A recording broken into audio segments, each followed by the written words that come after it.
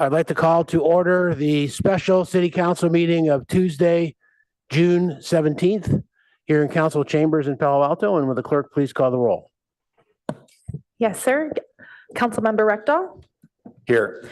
Councilmember Lithcott-Hames. Here. Vice Mayor Vinker. Here. Councilmember Liu. Here. Mayor Lowing. Here. Councilmember Burt. Here. Councilmember Stone. For the record, 6 present. All right. For our first order of business this evening, I'm very proud and privileged to have a proclamation honoring the important holiday of Juneteenth, which is important to our community as well as the country. And we have a number of distinguished recipients here to receive the proclamation. And I will first read who's present to do that. First is retired Judge Ladoris Cordell, a former Palo Alto City Council member. We're going to announce them, and then we're going to read the proclamation, and then each of you can speak. You can stand or sit. And secondly is Hillary Freeman, first African-American woman elected to Palo Alto City Council. Happy to have her here tonight. And also represented by his son, Bryant Chancellor, Dr. Frederick Chancellor. Welcome. And also the well-known Human Relations Commissioner and all else, Reverend Coloma Smith. So happy to have those accept on behalf of the community and the city. So now I've asked Councilmember Lithcott-Hames to read the proclamation that I wrote on behalf of the city. And then we'll, as I say, have some comments from you and then come on up here. So Councilmember. Thank you, Mr. Mayor. Whereas the brutal scheme known as chattel slavery, where people were legally considered personal property, was practiced on the land that became the United States from 1619 until 1865, a 250-year period in which millions of Africans were packed into boats inhumanely, made to endure the ruthless Middle Passage, and forced to work under brutal conditions in the fields of the American South in order to grow the American economy. And whereas it is estimated that 80 to 90% of African Americans alive today have ancestors who endured these forms of barbarism, and yet these ancestors rebelled and persevered throughout this 250-year period, and despite their suffering, found strength, connection, and joy through faith, family, culture, and self-actualization. And whereas during the Civil War, President Abraham Lincoln issued an executive order known as the Emancipation Proclamation, effective January 1st, 1863, freeing all enslaved persons. Yet the Confederacy did not regard Lincoln as their president, and so did not heed this order. And whereas Congress abolished slavery with the 13th Amendment to the Constitution in January 1865, and the Civil War ended in April 1865, yet some enslaved persons remained in bondage.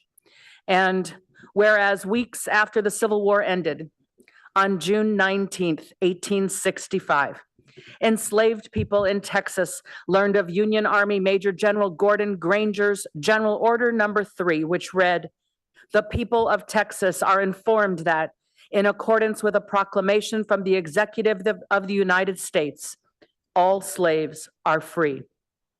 And as such, those people are regarded as the last enslaved people to be freed in the United States.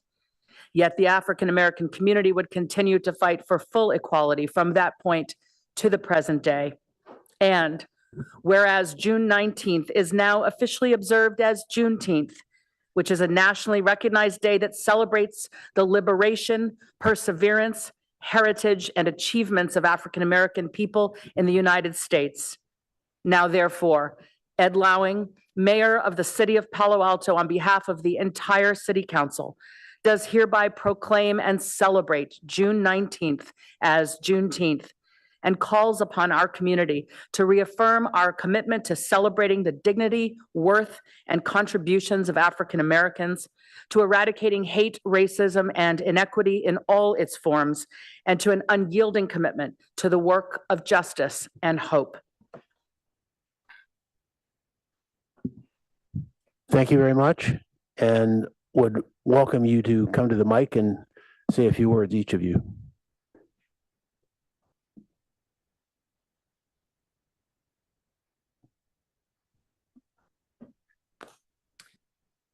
Thank you, Mayor and City Council members. My name is Ladaris Cordell.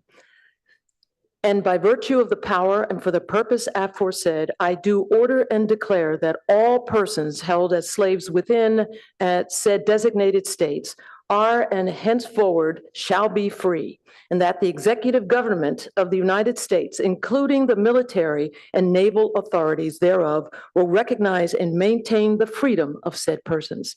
These are the words written by President Lincoln that begin the Emancipation Proclamation issued January 1st, 1863. The proclamation immediately freed 3 million of this nation's 4 million enslaved. The enslaved in Texas, freed by the proclamation, had to wait for 2 years for the news. That proclamation began the journey for freedom, equality, and democracy in America for so many oppressed communities. This past Saturday's No King events around the country, as well as here in Palo Alto, were a vital part of this continuing journey.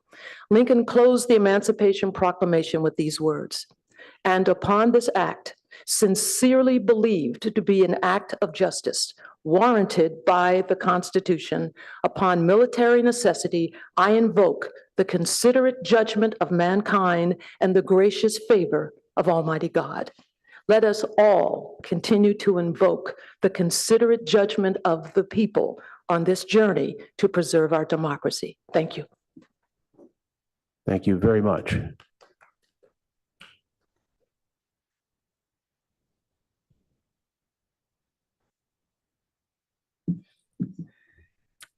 Good evening, everyone, council members in the audience and all of the city of Palo Alto.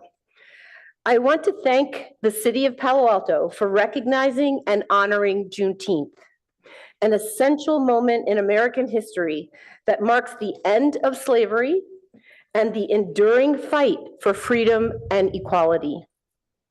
As the first African-American woman elected to serve this city, this moment is deeply personal.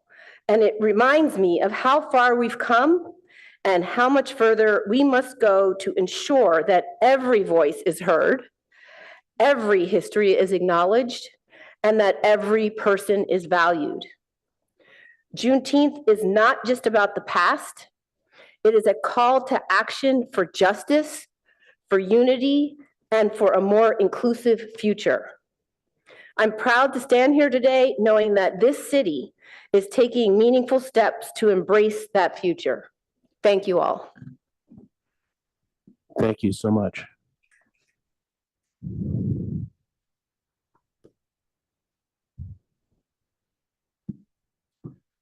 Good afternoon, everyone. Thank you for allowing me to be here on behalf of my father.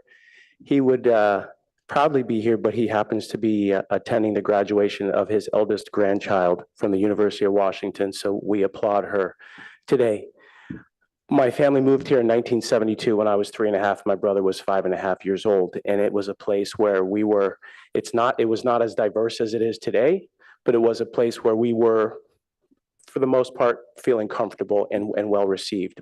That doesn't mean that our existence and our citizenship here did not come without trouble and racism, but we were a family that was able to persevere, and we also had support within the community throughout the various cultures that we had. So I'm proud to be from Palo Alto, a city that is innovative and forward-thinking and happy, and frankly elated that Juneteenth is something that we are celebrating and acknowledging, because as we know today, not just here in our country with Black Americans or African Americans, but across the world. And so this is a beginning, and I just implore all of us to continue on this path for everybody to have the constitutional rights that they so deserve. Thank you.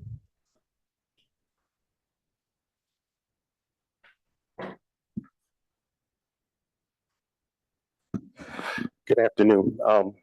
Days like Juneteenth are simply a reflection of the past, a mirror on the present, and a projection into the future. The reality becomes that we as a city need to more emphatically celebrate the diversity of the days and the history that we live.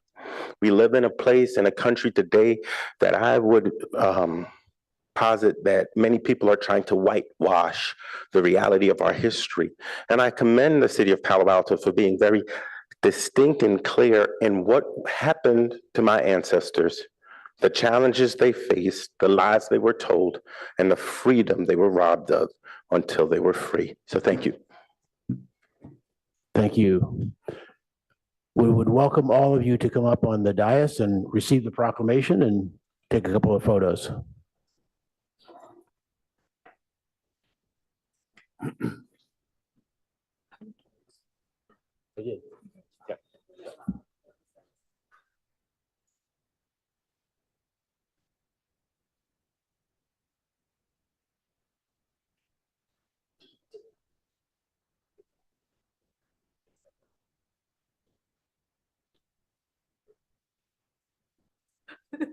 Because you know it's greasy, right?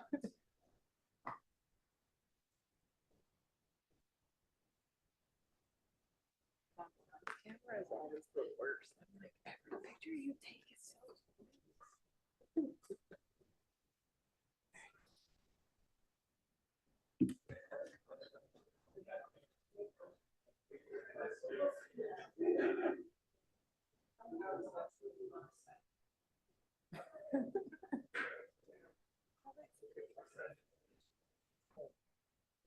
All right.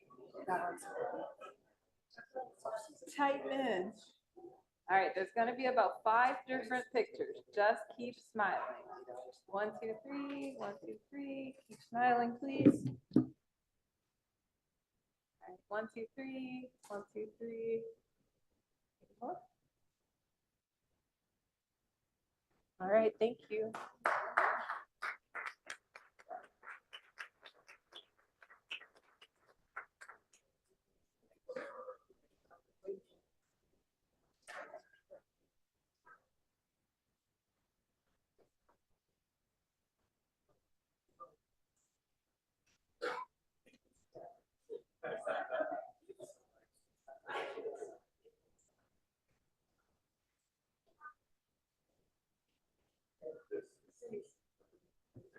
Thanks to all and great to see all the generations here as well.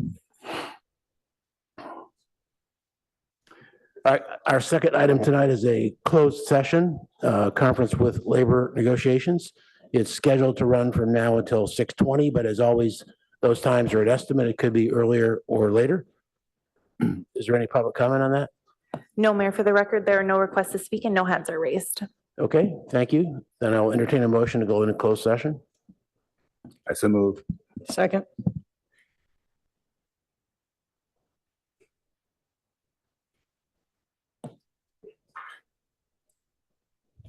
Councilmember Lou, Yes. Councilmember Rectal, Yes. Councilmember Burt, Yes. Mayor Lowing, Yes. Councilmember Lithcott Haynes, Yes. Vice Mayor Vinker. Yes. Motion carries 601. Councilmember Stone absent. Okay, we shall return.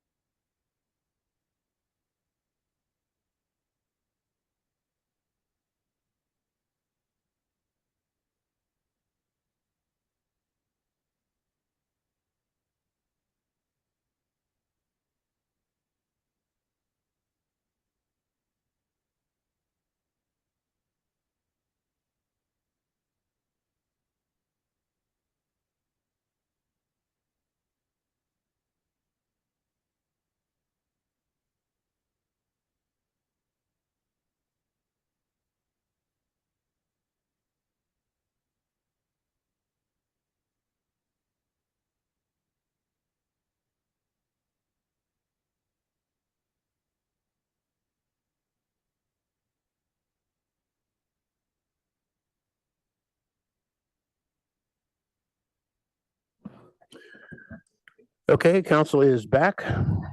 We have nothing to report from our closed session. Our next item is agenda changes or deletions, and we do have an adjustment there, city manager. Thank you, Mayor. Did want to note that following last night's council discussion, that item A2, which is the amendment with Nomad Transit, one had been added to this agenda, deferred from last night. Also note that staff is requesting that that be removed from the consent calendar and heard as your first action item. There are some loose ends we need to tighten up and get council direction on. And that's Okay. it for changes. All right, thank you. So the next item on our agenda is our normal public comment.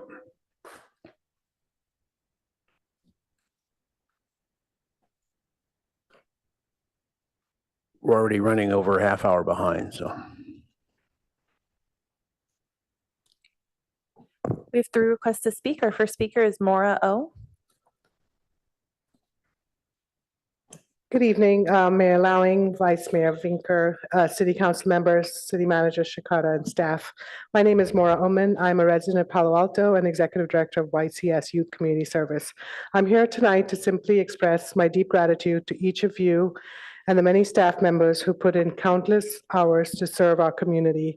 Last evening was just another testament to the heart and deep sense of community we have here in our city. This current world has been a hard place to keep showing up, particularly with all the daily assaults on our values. My deep gratitude and appreciation to our city leaders for leading the way and constantly striving to make our world a better place. Honorable council members, wishing you a wonderful time off during your break. For those of you who are staying in the area, please come enjoy the youth organized and led YCS Summer of Service Community Park cleanups. The next one is on Thursday, June 26th from 3:30 to 5:30 at Joel Davis Park in East Palo Alto. Thank you for your support for this program. Thank you. Our next speaker is Avram F.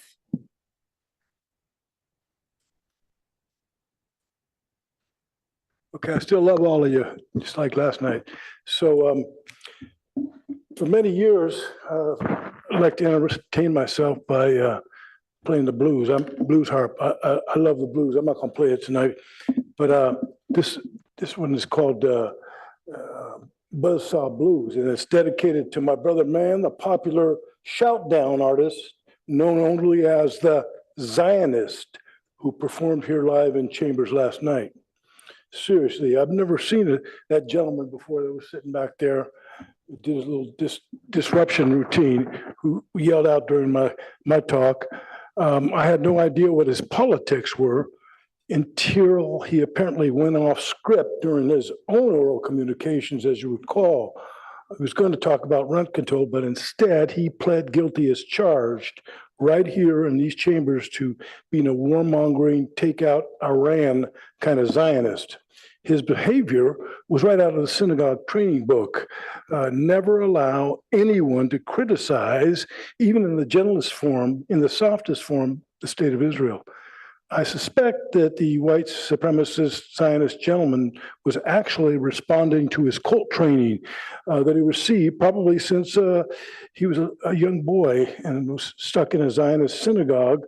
His pro-Israel training, poor thing, has been pounded into his brain and his psyche like a hammer blow before he was ever given a chance to think for himself. Censorship, of course, on all things critical of Israel becomes an automatic response with no self-reflection allowed. So, Vicky, on your summer break, I recommend that you watch the documentary Israelism, produced by 2 young American Jewish filmmakers about what they went through in a Zionist-leaning K-12 school and later in college when they were associated with Hillel, the right-wing Zionist anti-Palestinian hate organization. The brainwashing they went through was sad to see, but it's an important piece to watch. The film, when they released it, of course, the Zionists tried to censor it when it was first released. I will also, Vicky, be giving you, I told you I was going to bring you a reading list tonight, but I've let you down there. I'm going to be sending you that reading list in a follow-up, and I'm hopeful that the mayor may jump on it too. The books will include some of Ilan Pappé's, the Israeli historian and professor's books. He teaches at Exeter University in England because he was told once he started to tell the truth in his history books that he could no longer teach in Israel, despite the fact that he served in the Israeli army. So, Vicky, I hope you'll take me seriously when I ask you to read some of those books. You have a good vacation. Good vacation, folks. Our next speaker is Ken H.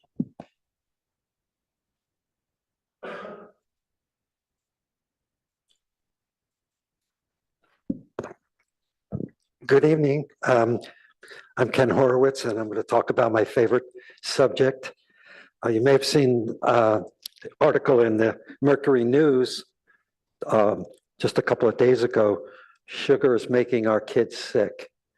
And these are two pediatricians over at Stanford and UCSF. And they talked about the health consequences of sugar. And and I also spoke at the Policy and Services Committee meetings about we really need some kind of fund that is ongoing to pay for all the things we really want to do in Palo Alto. Last night, you have a deficit of something like $6 million, and a number of the nonprofit organizations weren't able to be funded. And so I don't know if it's in 2026, it could be in 2028, but I think the Policy and Services Committee needs to find a sort of a revenue source that will stay here in Palo Alto and reward things that apply to Palo Altans. There's going to be a lot of taxes that are going to be proposed in the next couple of years. I know the county's looking at taxes, the state is looking at taxes, and we don't want to have another tax for Palo Alto. But on the other hand, there is a need here, and it's getting serious, and the cost of living and the wage deficits, et cetera. So what I would like to see happen, and I want to wish you all a happy break, but to come back and maybe think about sort of a type of fund that could be generated for Palo Altans. The clerk passed out, as I mentioned a few times, Santa Cruz passed a sugar tax last November, and I'm sure it's very successful, and they're able to fund things like paramedics and parks and nonprofits, things like that. And we could generate maybe a couple $1 million every year, and it would be a separate fund. It won't be run by the city. We'll collect the money, but it'll be a separate organization that's made of consumers that would utilize the funds and reward them to those needy. And hopefully this will happen at some time in the future. Thank you for your time. Again, have great vacations. See you all in August. That concludes public comment on items not on the agenda. Okay, thank you. Now we move to any council member questions, comments, or announcements.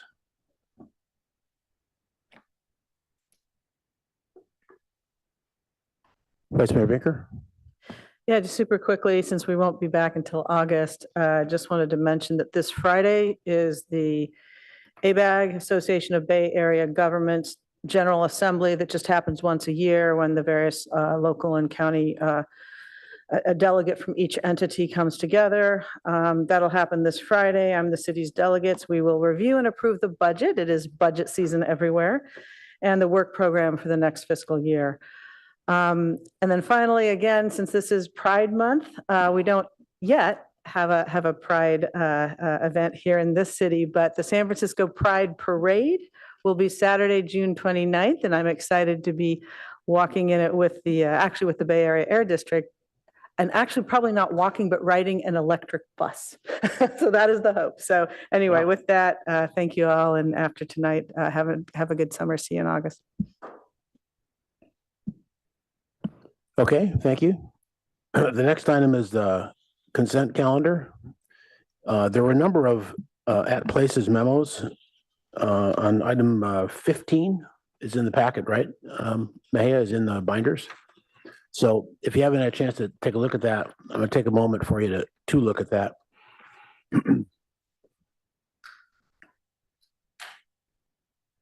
Right? Correct.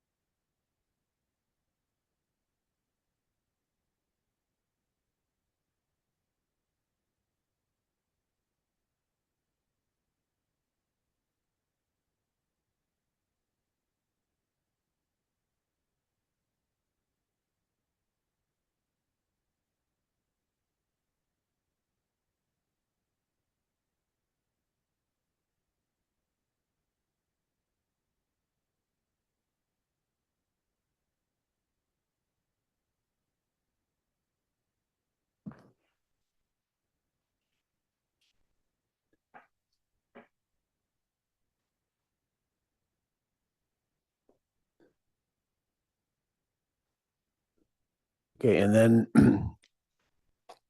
given the news on the agenda change, we're gonna have to move to pull now, which is now item AA2.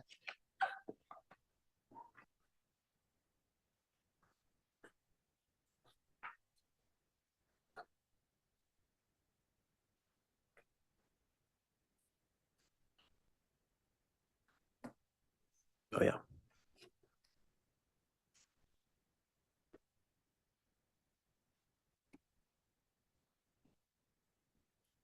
And to the city attorney, we can tally that separately for the two, or for the one council member that has to recuse. The recusal gets made on consent. The council member can stay. If the item is an action item, then it requires removing yourself from the dais. Okay, if you've gotten through the at places memo, consent item, public comment.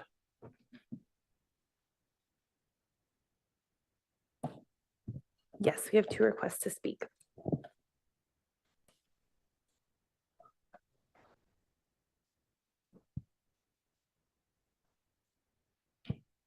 Our first speaker is Randy, MR. Looks like Randy is no longer in Zoom. Moving to our next speaker, Shalik.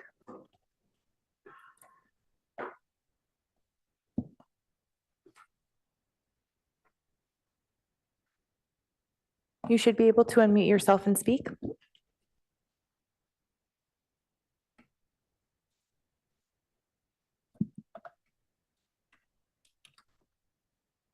Moving to our next speaker, N.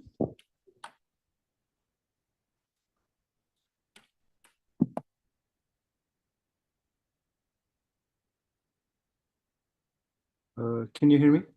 Yes. I'm on behalf of Salik. My name is Tinker.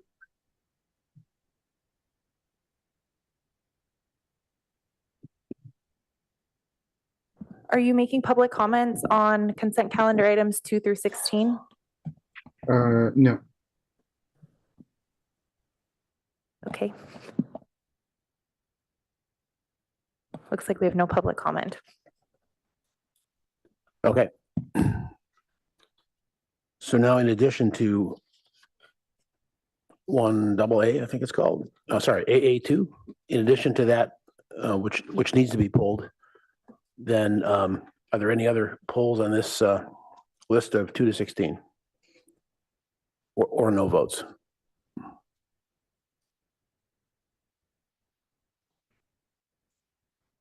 Okay, seeing none, we need a vote to approve the consent calendar with recusal.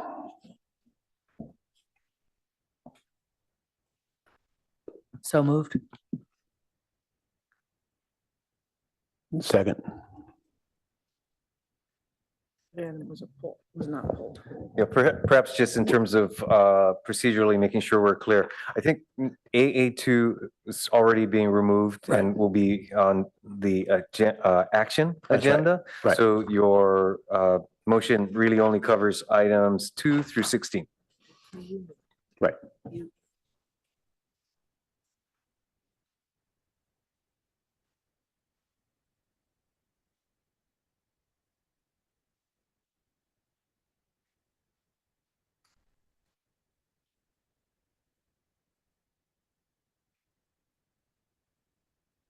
Mayor, did you say that there was someone that was recusing themselves? So we don't have to do that now because it already was pulled. Correct. It will be I on I was- AA2. I was corrected.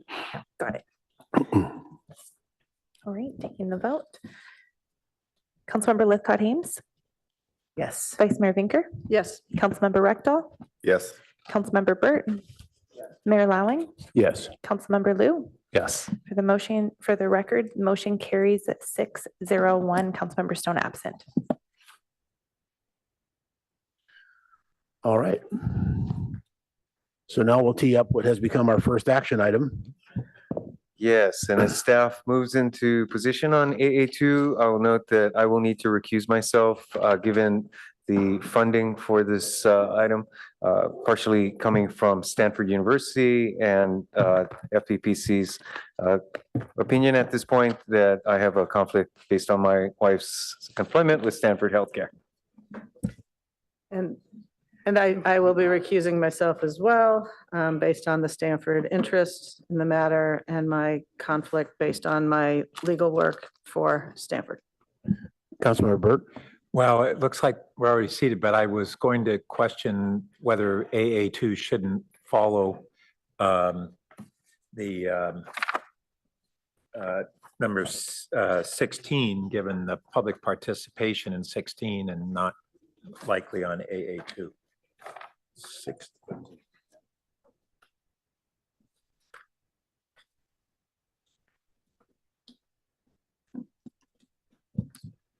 So Mayor, Kylie Nose, Assistant City Manager, your procedures as council state that if you pull an item, that would be the first item heard on the agenda before the scheduled action items. So that's why staff follows And I that misspoke, procedure. I meant 17.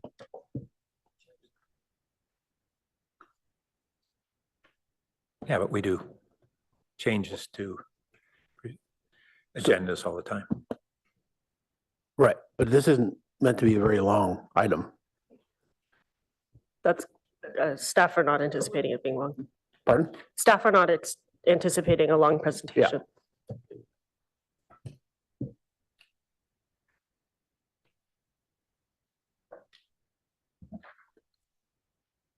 So starting with the contract, go ahead, thanks. Sure. So I will introduce Ria, our Chief Transportation Official. And is this your first time presenting to council? Oh, yeah, it is. Oh, yes. Oh. She made it through the orientation period. That's right. Great. So this item was moved to this meeting to follow the budget item last night.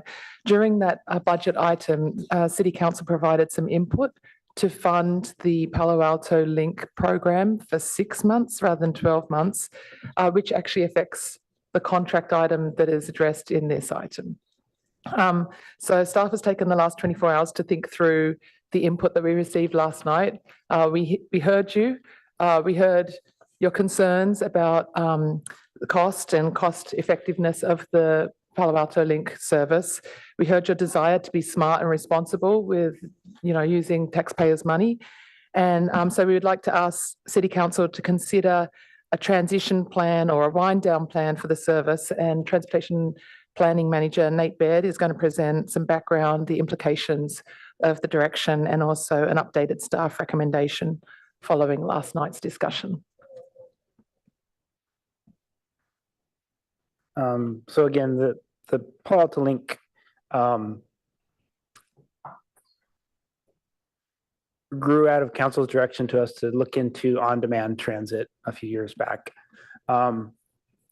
We've pursued funding for it,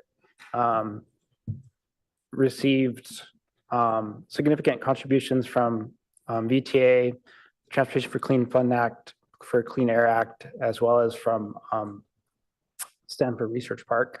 And we've been making refinements over the last kind of pilot period that we've had beginning March 2023. We can go to the next slide. For the period July 1st through December 31st, we had over 45,000 completed rides.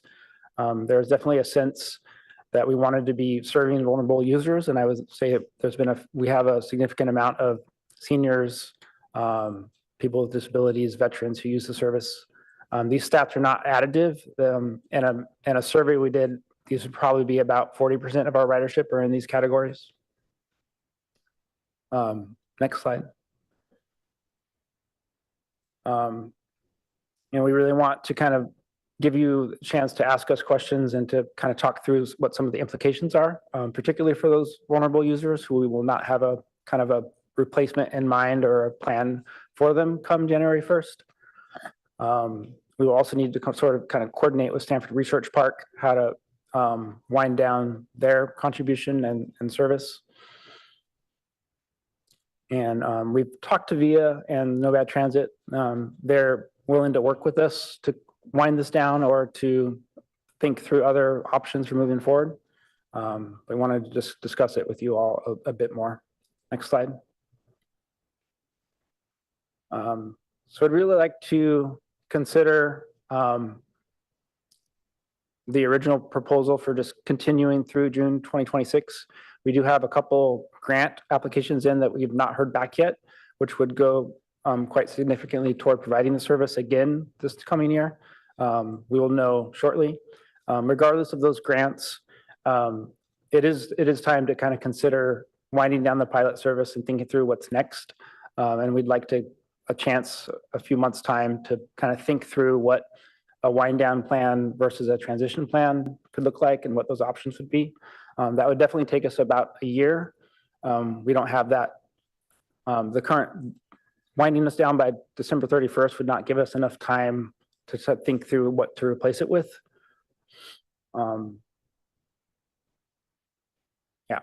I think the other thing to consider is the funding amount. So we had originally thought through a service of $760,000 general fund contribution. We've been in talks with VIA for some months now about the potential wind down of the grant funds. And so in the current budget proposal, the item that was originally slated for tonight, it would have been a $500,000 commitment. That plus SRP's funds would help us do another year through June 2026 without VTA or TFCA funds. Should an October VTA board meeting give us those funds, we could have a better level of service than what we currently contemplated. Thank you.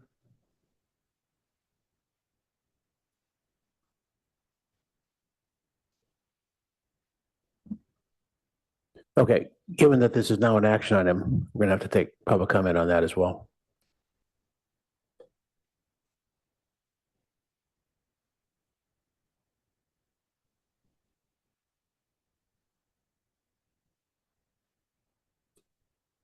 We have one request to speak.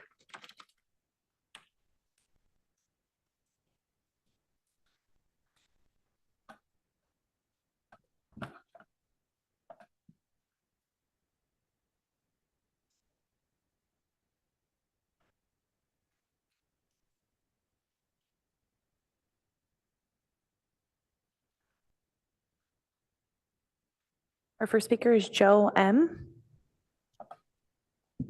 Hi, everyone. This is Joe Martin speaking. I am here with Via Transportation, the company that operates One. Thank you to the city for the years of partnership and delivering this service to the residents. And I've worked closely with Nate and Philip before on the partnership we have with the city of Palo Alto. And just wanted to chime in to say I'm happy to answer any questions that members of City Council have about the contract, as that was a discussion item yesterday, or about our partnership. Hearing Nate's presentation and the desire to kind of explore other options in the future, Via is happy to also explore that and make some recommendations on potential service changes in the future as well. But just wanted to thank you all for the years of partnership and offer to answer any questions if I can be helpful at all. That concludes public comment on item AA2. Okay, so in summary, I'll try to frame what I thought we heard, is that you want to go back to the original proposal that takes it through the fiscal year. And that from last night was about 500K, I think, commitment in the 26 fiscal year that could be or could not be supplemented by additional grants.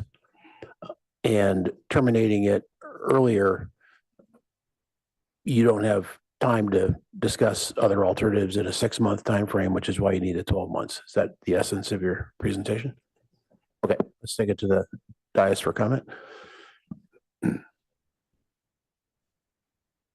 Councilmember Burt. Thank you.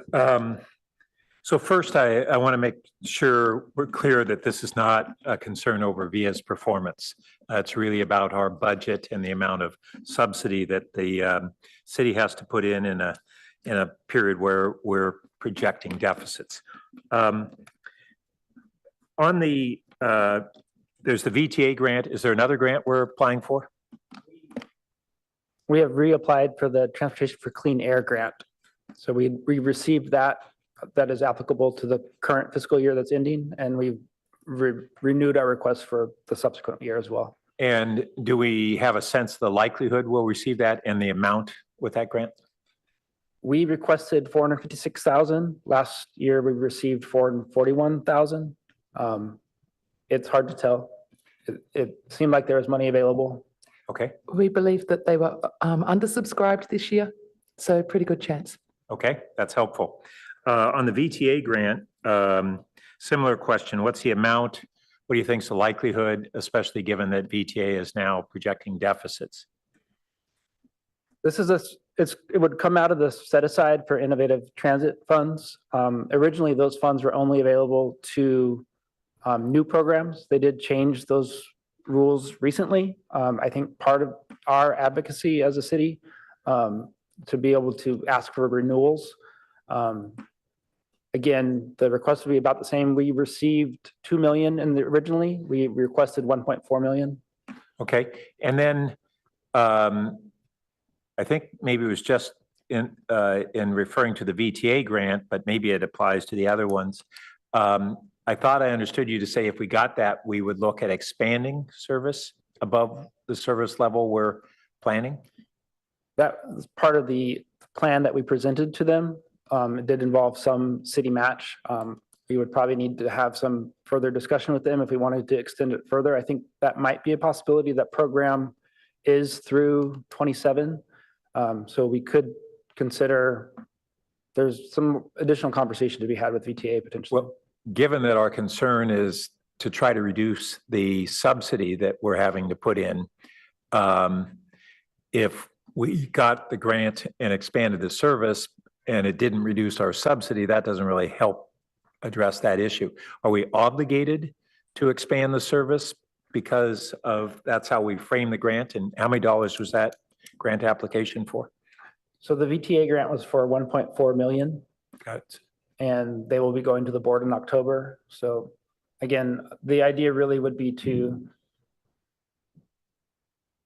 come back to you in the fall and present some options at that point. We'll just know a lot more. Well, I'm still trying to get clarity on whether those dollars would necessarily be toward expanding the service rather than reducing the subsidy we're having to pay. We need to check what we committed to in the grant application, so we can get back to you on that. Okay, and then just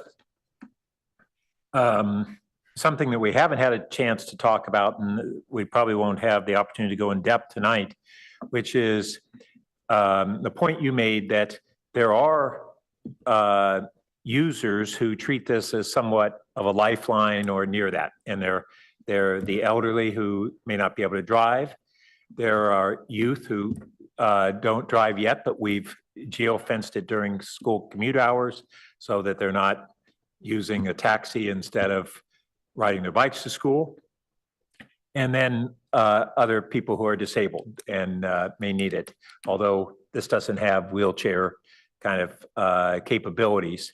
So going forward, if we don't have a sustainable budget, I'd like to make sure that we're already thinking about what a reduced project would be. We raised these issues in the last budget cycle, so the notion that we don't have kind of a sense of what a scaled down or wind down service might be is concerning, because I would have assumed we were thinking along those lines as a possibility.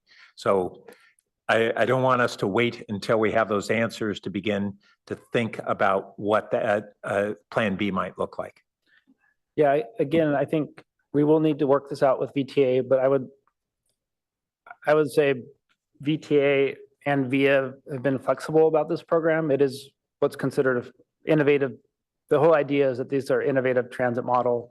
It's considered a pilot. They've worked with us throughout, both VTA and our vendor, to change the service as we've deployed it. I think they would probably be, I would guess they'd be sensitive to this and kind of understanding. And again, the 1.4 million is through 27. And I would say we have had some service level changes already. Beginning in February, we were really aware that the VTA funds were winding down, and we have worked with VIA to kind of get that budget amount right. You know, we began the service spending 130 to 150 per month. Since February, we've been spending around 80 to 85,000 per month. And that has meant kind of an increase in wait times for our users. You know, in the beginning, we had a wait time of 10 to 15 minutes, usually around 13 minutes. The last several months, it's been closer to 18 to 22-minute wait for users. And then our notice of unavailable seats has increased. You know, so in the beginning, we were in the 10 to 12 range of that. Lately, it's been in the 20% range. So 1 out of 5 times, you'll get a message saying there's just not a seat available to you right now at the.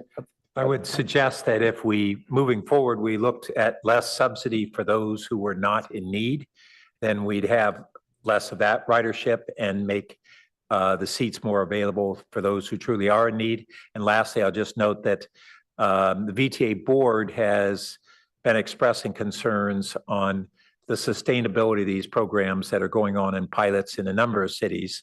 Everybody at first says, wow, what a great deal. But then when we really look at the economics, it's a problem without an ongoing funding source.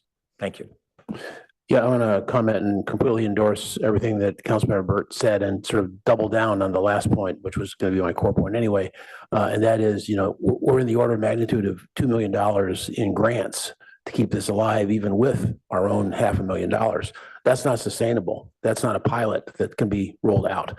So the only thing to model here as a Hail Mary is raising costs and being okay with these wait times and anything like that. And as Councilmember Burt said, you know, maybe targeting it to a certain different kind of demographic. That's why we're so pessimistic, is we've seen the results so far, and it serves well those people that it serves, but we can't afford it at the once these grants are gone. So why go down this road knowing that that road's going to stop at a cliff when the grants run out, and then we have to shut down quickly? Councilmember Rectal. Yeah, the feedback I've gotten, I've never taken Bell to Link. The feedback I've gotten is it's great if you don't have to be there on time, but if it's a doctor's appointment, you can't rely that it's going to be there promptly. And that kind of bothers me, is that we're subsidizing a lot and yet we're not really serving the people. A lot of people go in the doctor's office and things like that. That's the kind of thing that you'd want to subsidize. So last night it was about $500,000 that we were paying out of the city's budget, and we were getting about 80,000 in revenue, which is a pretty small payback. If we doubled or tripled that, we still would be paying for most of it. But at what point do we become unattractive compared to Uber? Have you looked at the ratios of our costs versus commercial? I think that all public transport is subsidized to some extent. So yeah, I don't know that there's a point where it becomes commercially attractive. Yeah. Well, but the reason I ask is that if we're saying that we can't subsidize this much, we have to reduce our subsidy. At some point, the program will just fall apart because no one will take it because it costs about the same as Uber and doesn't have as prompt service. And so I don't know if even going down the route of getting more, reducing our subsidies is even worth it. And that's where, and maybe that's where some additional thinking on your part is like, well, what options do we have?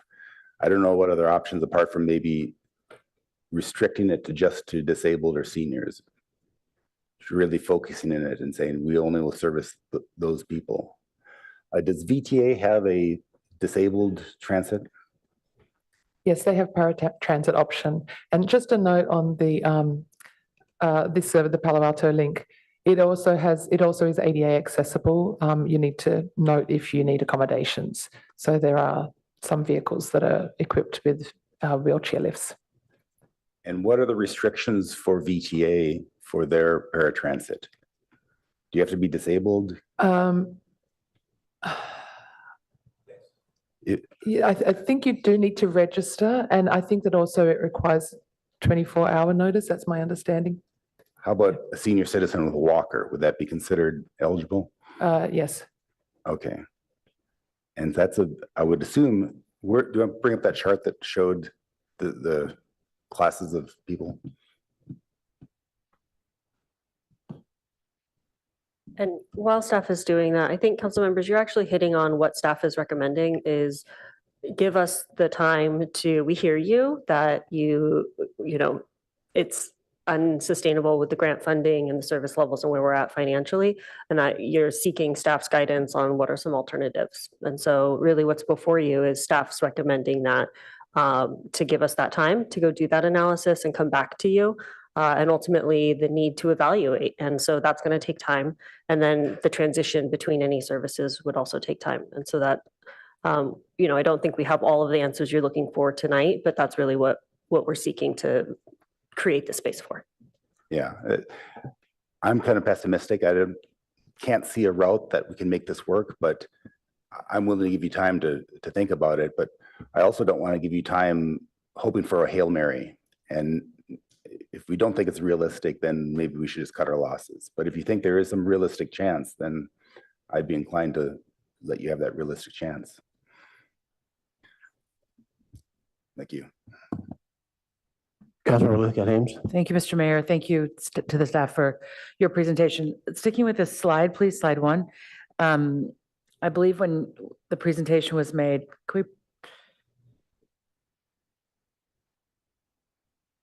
it was stated that this chart was not additive. It reflected, I'm sorry.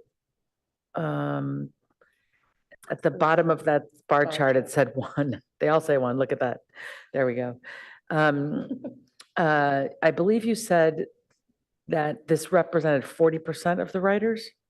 About, yeah. So are it changes month to month. But what changes month to month? the ridership demographics and ridership types. So when we say this represents 40% of our riders, why are the other 60% not in here?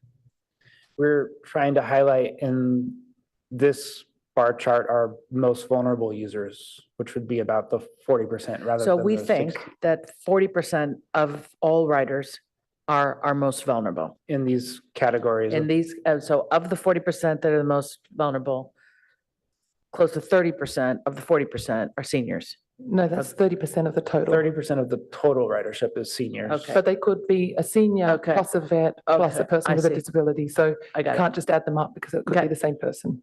Thank you.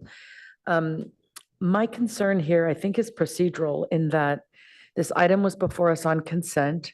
I'm not sure that the most vulnerable, most frequent users are aware that the city is dealing with a budget situation that is necessitating a pretty critical review of whether this product and service is something we can continue to subsidize. So I'm worried about that. I'm trying to figure out the urgency because as I keep looking at this amendment, we're trying to enter into a contract as of the end of this month to extend a contract to take place between the coming December and the following June. So is there something that says no, 6 months notice has to be given if we're not going to extend? If not, why are we under such a rush to get this decided right now? Sure. So there's two key components of a contract term, both the length of term of it as well as the total compensation. And so we are at the total compensation of this contract, and so we would be unable to pay That's the right. provider. Okay, you told me that last night. Sorry. I will note, Councilmember, you bring up a great point that, this hasn't been noticed. We haven't talked about impacts to vulnerable populations, and we are looking at further budget conversations.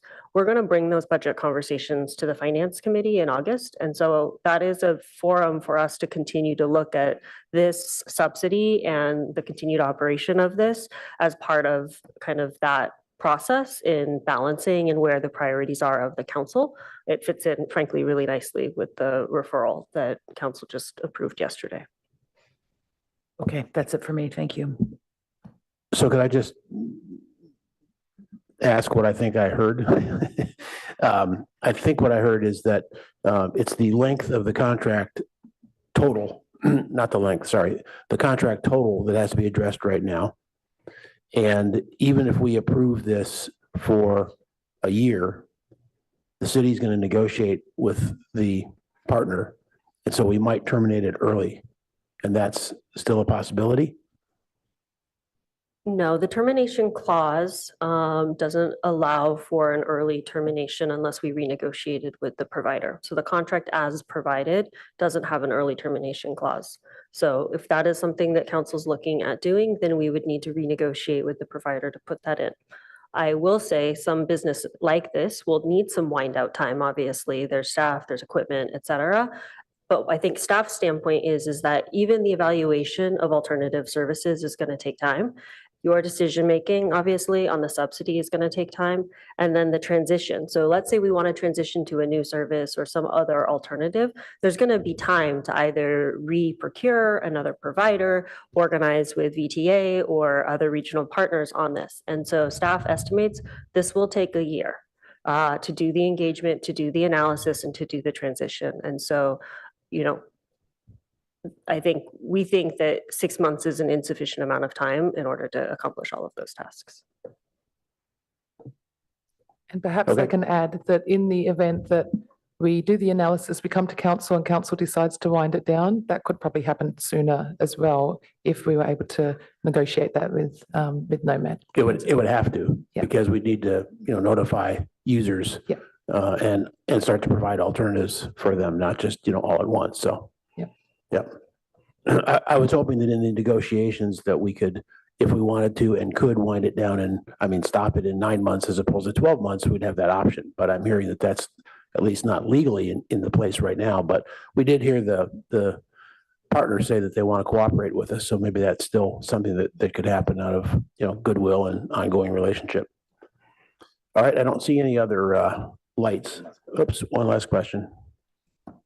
Councilman Recto. Yeah. So if we're charging roughly 10%, can we change that anytime? If we wanted to double the price 3 months from now, we could do that? Yes, this is part of your municipal fee schedule. Okay, thank you.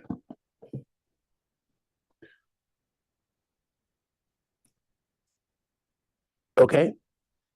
There's no other comments, so we need to take action one way or the other on this.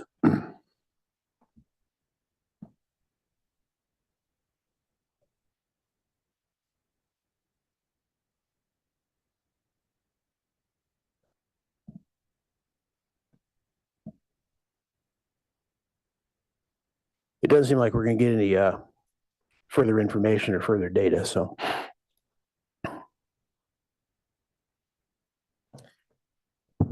Well, since we seem to have silence on the action, I will go ahead and move the staff recommendation to extend the contract with a direction to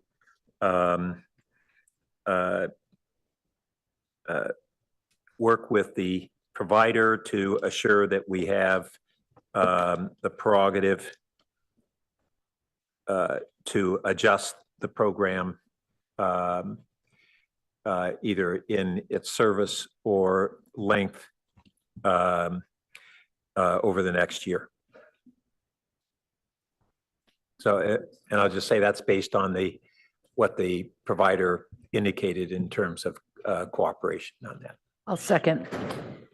Sure. So now that there's a motion and a second, if I might ask a clarification, council members, if the provider doesn't agree to that term, all right, so we're talking about changing the termination clause to add that it can be done without cause, doesn't agree to that. What's the fallback position? It is that we've extended the contract as the motion stated. Okay. Would the maker be open to an amendment to direct staff to explore wind down and other alternatives to come back to us at a certain, in a few Well, months? with that has already been stated that that'll be coming forward to the Finance Committee in August. So I don't think we need to add that. What's additional is wanting to ask the provider to give us the latitude we're looking for. And Councilor Rectal? when do we have to have this signed by? When is the current contract running out? The current contract financially will run out while you're on break. Okay. So that's why staff want to ensure there's continuity of service. And we can't change the amount here or the duration because that's been negotiated? Or could we? So similar to what Councilmember Burt just identified, there's a stated preference for a change in the contract term to the extent the provider will agree to it. However, the default would be the current contract as proposed would be approved. Oh, And like I said, some of I totally hear the council and their concern over this, and I, believe me, really appreciate the fiscal restraint and fiduciary responsibility you're trying to impose. I really think that we are going to need time to do any of this evaluation and transition. And one of the stated concerns is, frankly, the level of grant support that we have on this program and that not being sustainable. And so it's not, we have time, basically. It's not like the grants, we're going through the process right now. We'll know more in the fall. And so 12 months may seem like a really long time, but it's going to go by really fast. In that time period, it's the 500,000 that's at risk, Correct. and maybe less. Maybe less if council wanted to give us direction to increase the prices. And I mean, ultimately, we as staff can just take that. You don't have to direct us to do that. Well, that too, I was referencing the grants. If the grants come in, that'll reduce the 500K. To the extent it's supplement versus supplanting, right. We'll check on those and do our best to mitigate the financial impacts. Right. So I think the driver here, besides the contract, which is a driver, is the fact that we need alternatives, and even if they aren't ours, even if they're Avenidas and people like that, and notice to the current customers. So those are kind of the drivers. Councilmember Liu? Just very briefly, I agree with the overall approach. I think we do need time to wind this down, and we should definitely not just agendize that as part of further budget discussions, but actually agendize that as its own action item. But as a whole, I agree with Councilmember Burt and other comments here about the sustainability of this. I just want to point out before we actually voted that in the staff report and attachments for this item, we don't actually have the contract.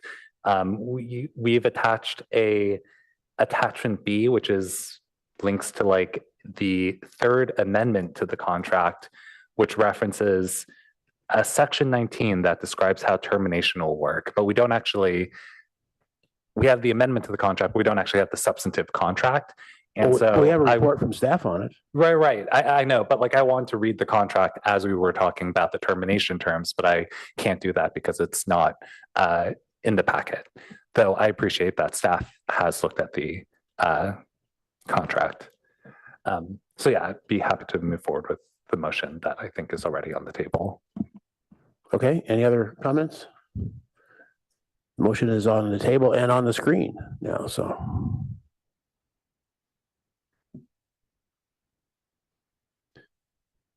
Is the first item, as you stated it, Councilmember?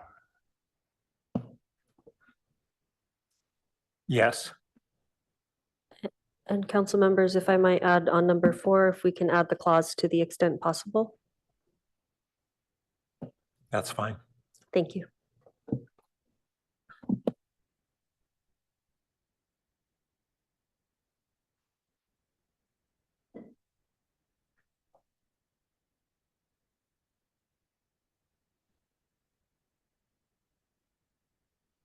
Okay. Anybody have any questions on the wording? If not, we can do a vote. All right. Thank you, City Clerk. Councilmember Burt, Yes. Councilmember Lou, Yes. Councilmember Lithcott Haynes, Yes. Councilmember Rectal, Yes. Mayor Lowling. Yes. Motion carries 5-0-1-1. Councilmember Vinker recused and Councilmember Stone absent. All right. Thank you very much. Thanks, staff, for your turnaround from last night at 11 o'clock.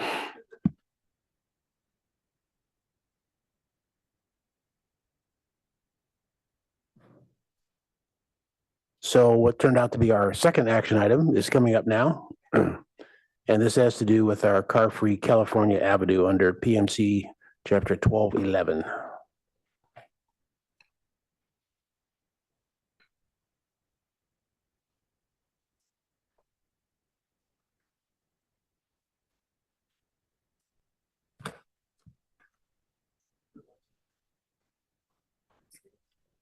Missed me. Yeah. I could barely do that whiteboard. Luckily, we only 4 lights because one was me.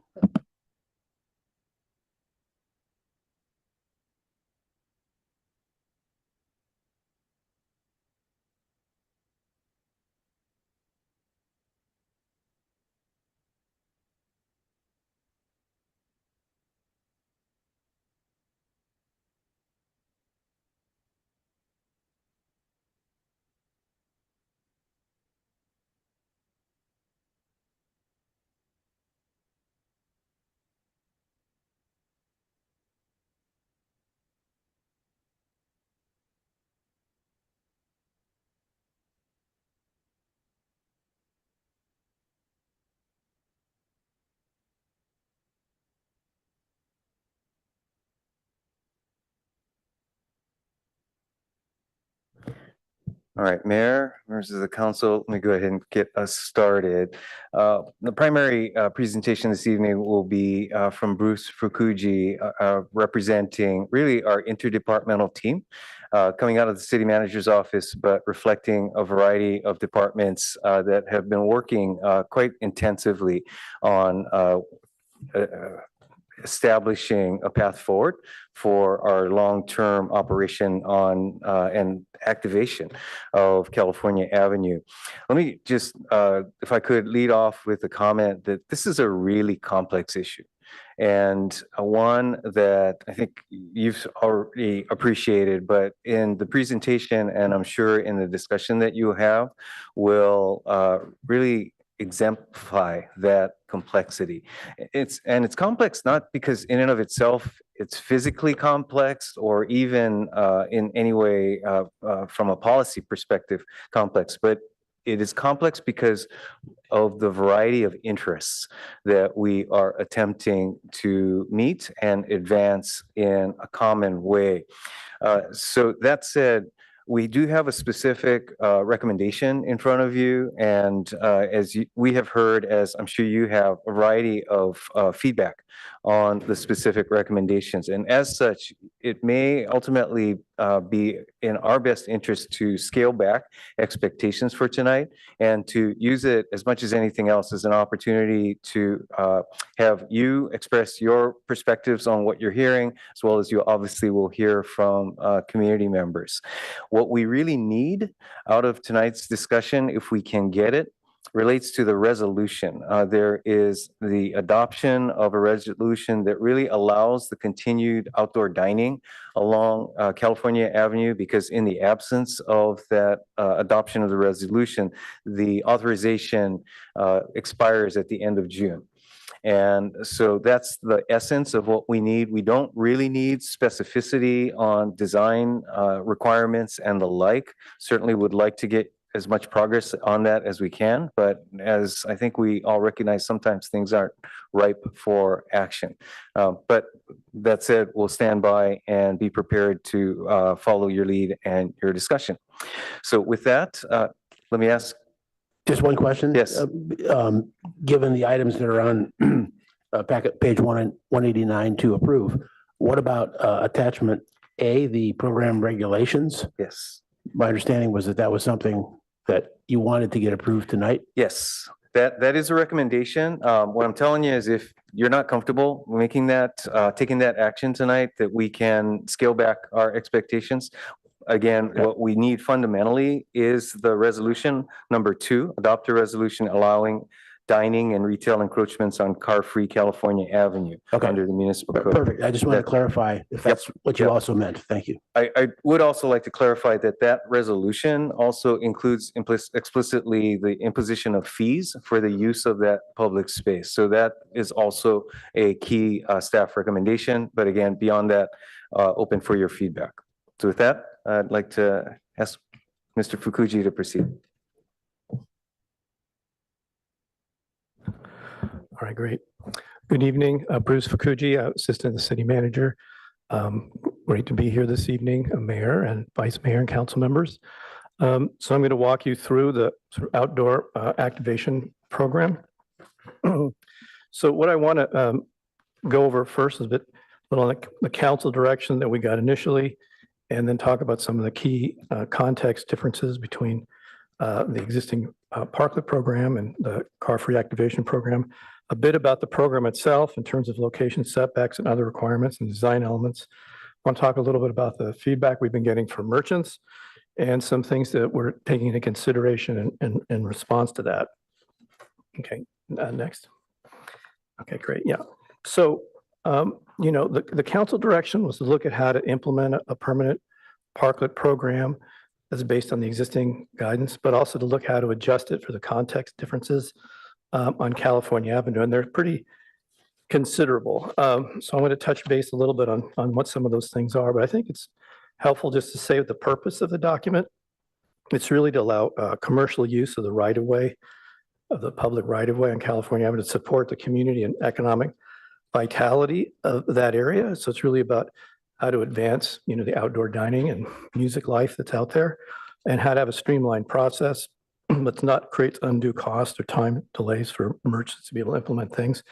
And at the same time, not really impact the safety or function of the street. That's really the purpose of it. And a key piece of that is, you know, what's the difference between California Avenue and the parklet program? I think that's important that because it's a car-free street, you don't have any of the traffic restrictions that you have on a street with cars. The existing outdoor dining areas are much greater on California Avenue than on University Avenue, for example. And also there's greater restaurant density that's there. But I think the other part is just really the intent is trying to look at how to balance commercial and community use of the public right of way, how to prioritize walking and biking through there, and the need for flexibility. And I think it's also important to just sort of mention what the parklet program doesn't address that's unique on Cal Avenue. It doesn't address like commercial use of sidewalks. It doesn't address retail issues. It doesn't talk that much about, it restricts live music. It doesn't address flexibility of use or shared use on the street. And it's all based on parking. And as I go through this in more detail, we needed to come up with a program to be able to figure out how to equitably allocate space that's not dependent on parking. Next. Yeah, you know, I think that, you know, California Avenue, it's been a blessing to be able the opportunity to work on this project and meet all the residents and merchants on this and work with staff. And, you know, Cal Avenue is really a cherished Main Street in Palo Alto. It's really a community gathering place. It's really thrives for events and especially for outdoor dining, and it's only growing in the level of activity that's happening out there. And those are all things that we want to see how to figure out and work on how to expand doing that. At the same time, as a car-free street, when the council took the action on March 10th to make it a community street, there was an implicit vision in what that was, and which is to have a car-free experience for residents, and that's what people love. When you go to Third Thursday and people talk about it, they love that it's car-free. And it's also what to do about improving the customer experience and economic vitality that's there, how to make it inclusive and safe, and also how to address some of the aesthetics that are there. And I think the other thing is that I think there's probably some confusion because I think some people think of this outdoor activation as like everything, and it's actually one of three parts. The other two parts are the signage work, which you've already looked at, and the other is the street design. And I think that without being able to have the benefit of really seeing it with the street design, I think there's probably some confusion, I think, in how people are interpreting this. So I think when we get the chance to come forward with all that, I think it'll really help everybody's understanding around that. Next slide. One of the big challenges, as I mentioned, without parking spaces is how do you figure out where people can locate outdoor dining in the public right of way? Part of that was trying to figure out the street zones, which are in the previous slide. But the other really important part is to look at the 30 buildings that are on the street and what's necessary in order to be able to maintain an emergency egress in and out of buildings if there's an emergency, and what's necessary for emergency access for fire and police. So we had to look at each building and then look at what kind of setbacks are needed from the property lines on either side in order to be able to figure out how to define these zones. So, it's just like there's frontage zones, pedestrian, curbside, and sort of activation and access zones along the cross section of the street. When you look down the length of the street, you have to really look at each building and all the infrastructure that's in the street. And I'll talk about that in a minute. But what's really important is that this program maintains all of the extensions beyond establishments that you have talked about previously. Both having the letter of consent and written notice for tenants and building owners. So it's very broad in terms of how it can accommodate locating dining. The other part is that in the general requirements, I'm not going to go through all of them, but besides location, setback, these important spatial things, it talks about use. And also talks about operator expectations. Okay, next slide. These two slides are a little detailed to look at. I'm not going to go through all of it, but I think it's important to know that this is not a design for a street. It's kind of like if you looked at a zoning ordinance and sort of said, okay, what are the setbacks and requirements for property? It's not a design of a building. So I think it's really important to kind of to understand that. But the other part is to understand the street.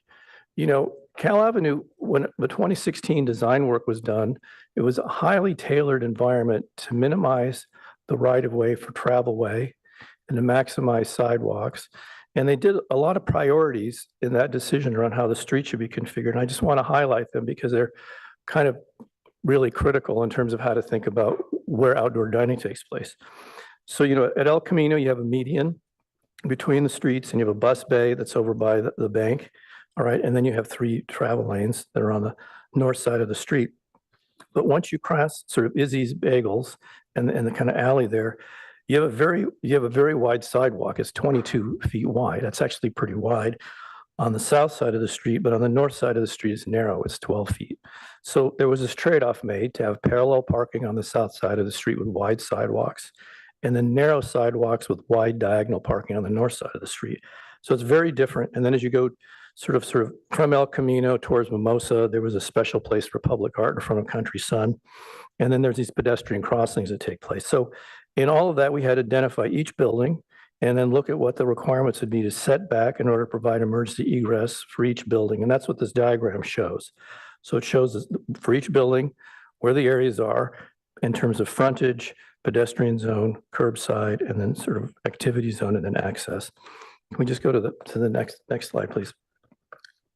Yeah, and here are just a couple of other things I think is just important is that, past Mimosa Lane over by 414 California Avenue is a bus bay. That's the reason why the street widened out right there. It's not a parking space.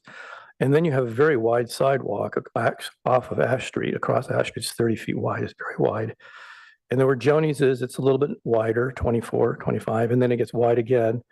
And then from Ash really to past Zareen's, the street's flush. So you have the sidewalks and the road are all at the same level with narrow sidewalks, 12 feet, and then diagonal parking that's in there.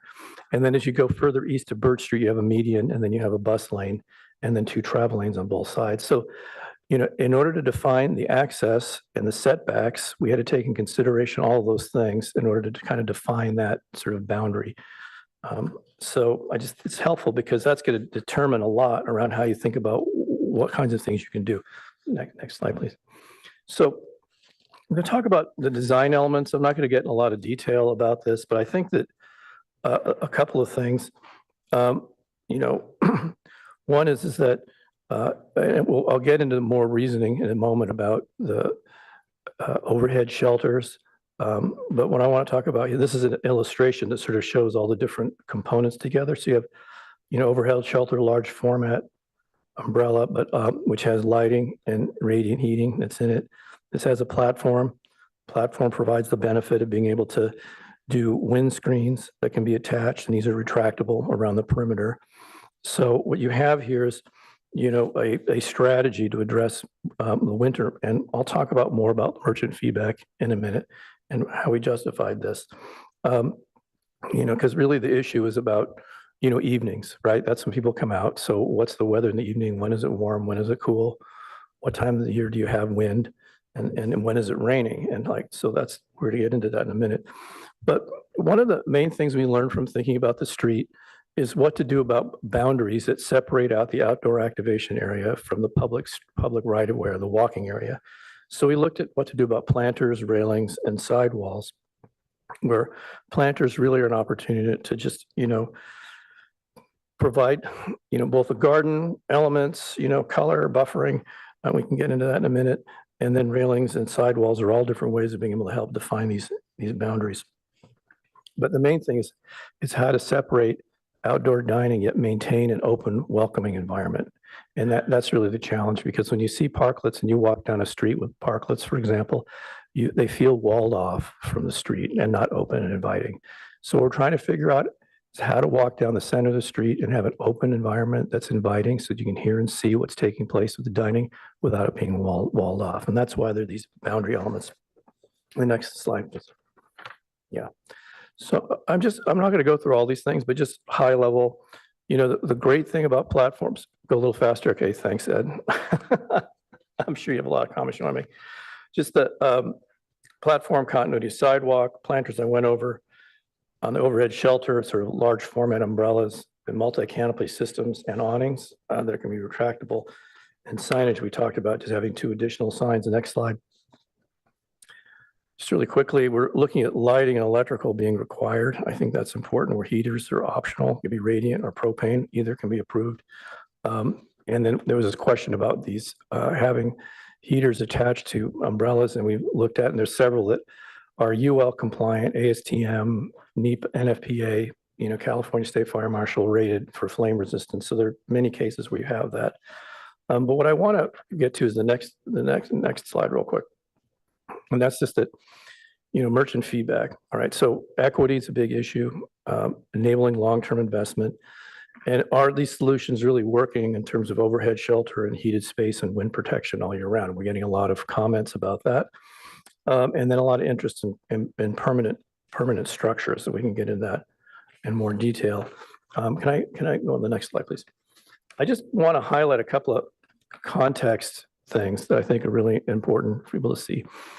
If the pre-approved parklet program was introduced onto Cal Avenue, what would that look like?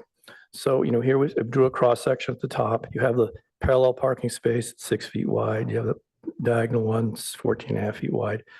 But it's important to know that under the street, you have a gas main that's over on the south side of the street, and there's federal requirements to prevent permanent structures of being above gas mains. If we looked at applying the pre-approved parklet program based on the outdoor activation, which is a much larger area, you're basically doubling the size of these things. So they're 12 feet instead of 6. and 22 feet wide. And I'll show you in a second. One of the things we're concerned about is how much that impacts the length of the street. And I'll talk about in a second. And then in contrast, we're looking at, is there another alternative which looks at overhead shelter, planters, and windbreaks that can be retractable that have, during the best months of the year, I think could be very appealing. Next. So just to be brief on this, if we apply the existing layouts of outdoor activation that's happening with restaurants today, so we have the equivalent amount of area on this, how does that lay out? And that's what this is showing. These sort of orange zones are really what it is. You know, and any business can have up to 2 of these 350 square foot structures that, you know, and that would be, you know, anything greater than that would require a sprinkler system. I think it's important to see what that is. And we see that, and then in dashed, and here is potential or a potential outdoor dining demand. And then the red line, I think is really important, is to show where the existing gas mains are in the lateral. So you can see that there's many locations where outdoor dining would be on top of that. We go to the next one, please. Yeah. So, you know, again, it's a similar case when you look at this across the whole street. But what's important to know is, like, from Izzy's, really all of the former nut house, it's like 80% of the street is going to have some kind of outdoor activation or outdoor dining on one or both sides of the street. So that's a lot of activation in terms of what can happen. But it's also could be a lot of structures that can be occupying the street. If you do that, that would need to be removed on a very, very short-term basis. So, you know, I think the question then is options. You know, we can look at, are there locations where we can avoid utilities? We could look at, are there tents that can be used during the winter months that have a time of year, you know, restriction through an annual permitting process? You know, anything over 180 days needs a building permit. Are there types of structures that would have to depend on location? Sidewalk, you know, there's 30-foot sidewalks. Maybe some areas like that could be likely. So, you know, those are some outstanding questions about approaches about what to do. And then the last slide is just the PAT program, you know, needs to be renewed on an annual basis. As I mentioned before, it allows extensions beyond establishments. And it talks a lot about, if you don't maintain it, what you need to do, if you need to remove it, what you need to do. But the precautions around utility maintenance and public safety, so that when anyone's doing an improvement like this, they know that it could have to be removed on very short notice. All right, so thank you for your patience around walking through that. I'm looking forward to your questions and comments. And okay, great. Thank you.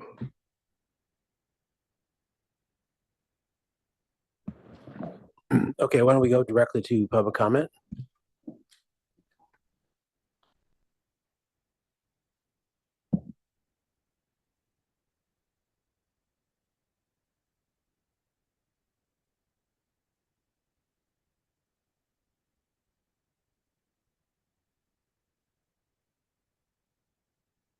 We have 12 requests to speak. Let's do 2 minutes, please. Our first speaker is Charlie W.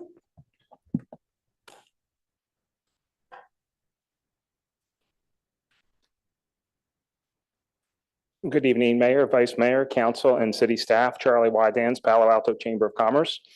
I would like to open by thanking Bruce Ficucci and his team for their dedicated work in developing the proposed outdoor dining activation plan, which proposes a cohesive and comprehensive outdoor dining solution for California Avenue. I also appreciate their commitment to community engagement through open sessions that allow businesses and residents to share feedback. The current plan aims to maximize outdoor space, ensure fair opportunities for all restaurants, provide access to utilities, maintain clear rights of way for emergency vehicles, and address existing safety concerns. We agree that the balance is key to prioritizing both function and safety while supporting a vibrant streetscape. While the proposed guidelines are necessary to create a more attractive streetscape, we are hearing from businesses their concerns about the impact on business vitality, particularly the plan's goal to promote economic growth by activating the street in this new way. As currently presented, the guidelines can fall short in supporting outdoor dining during inclement weather. The new plan prohibits permanent roofed structures such as those successfully implemented in downtown and instead proposes umbrellas as a possible replacement. Many businesses are concerned about their investments they've already made in their current structures, as well as the new costs required with the new outdoor dining plan. Without reliable and affordable options for customers to dine comfortably in rain, cold, or heat, local businesses' vitality and sustainability are at risk. By supporting businesses willing to install semi-permanent or permanent structures, you are investing in the growth of the California Avenue, retaining existing customers while attracting new ones to help sustain the district into the future. In approving this current plan now, there is a risk of negative impacts, discouraging patrons during rain, cold, or extreme heat, and ultimately reducing revenue for local businesses. This Your time is economic. up. Thank you. The next speaker is Bridget A.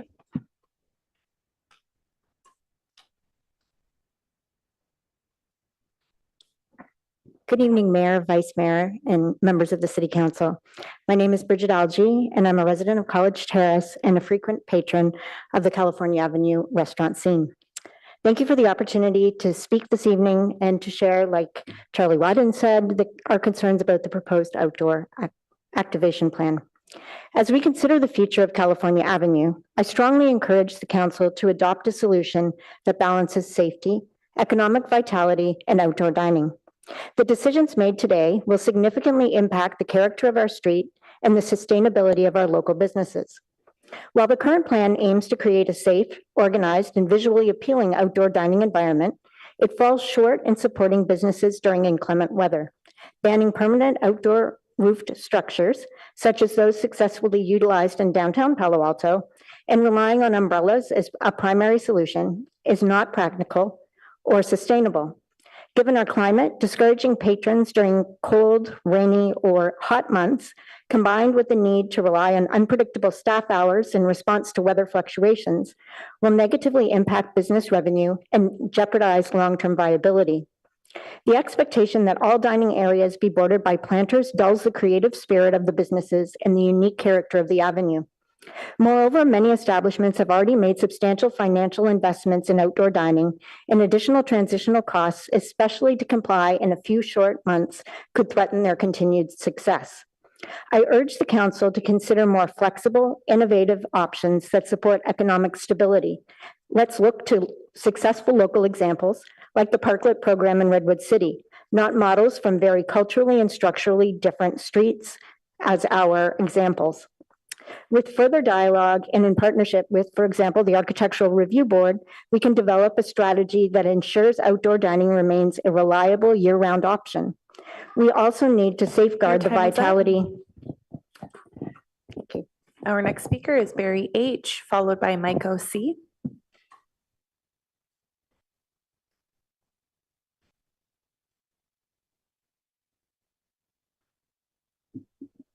Hi, members of the council, Vice Mayor, everyone. My name is Barry Hatfield. I'm the CEO of Gamelandia. We're a new business on California Avenue, and I'm here in support of allowing restaurants within the Cal Ave street closure to build permanent outdoor dining structures that enable year-round use. We are very connected to the community on Cal Ave. Our patrons frequent restaurants and vice versa. And we know that people expect adequate weather protection when dining outdoors. While Gamelandia isn't a restaurant, we've seen firsthand how essential outdoor dining has been to the health and vibrancy of our street. Our restaurant neighbors like Zareen's, Tarun, Italico, Son of Wolf, and Joni's have created welcoming, lively spaces that draw people to the avenue, and that foot traffic directly benefits all of us, including independent retailers like Gamelandia. When the patios and the outdoor dining spaces are full, the street feels alive, and that's when people are more likely to discover and engage with other businesses on the district like ours. When people enjoy dinner outdoors and then stop by to shop or play, it creates a thriving, walkable, and connected neighborhood experience. Permanent structures would allow that to continue year-round, not just when the weather permits. That includes propane for outdoor heating. That includes permanent covered structures. We're not Santa Monica. Umbrellas aren't going to cut it on Cal Ave. Thanks to your leadership and the hard work of our restaurant neighbors, Cal Ave has reemerged from the pandemic as a vibrant destination. Please don't let us lose the momentum we've built. Thank you. Our next speaker is Michael C., followed by Brandon C.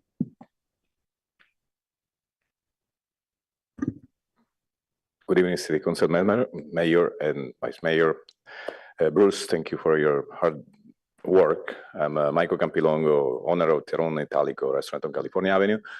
I'm here and I start with a quote. Every Monday, people ask, there's music at Terone. They say, rain or shine, there is music. So our goal is to keep going and keep doing what we do 360 days a year, if it's possible. We saw how beautiful is the parklet at Evia restaurant, downtown Palo Alto, for example. And I speak here for the community of Palo Alto also, as a patron and as a business owner. If we have a roof, we can operate and we can keep our staff 365 days a year.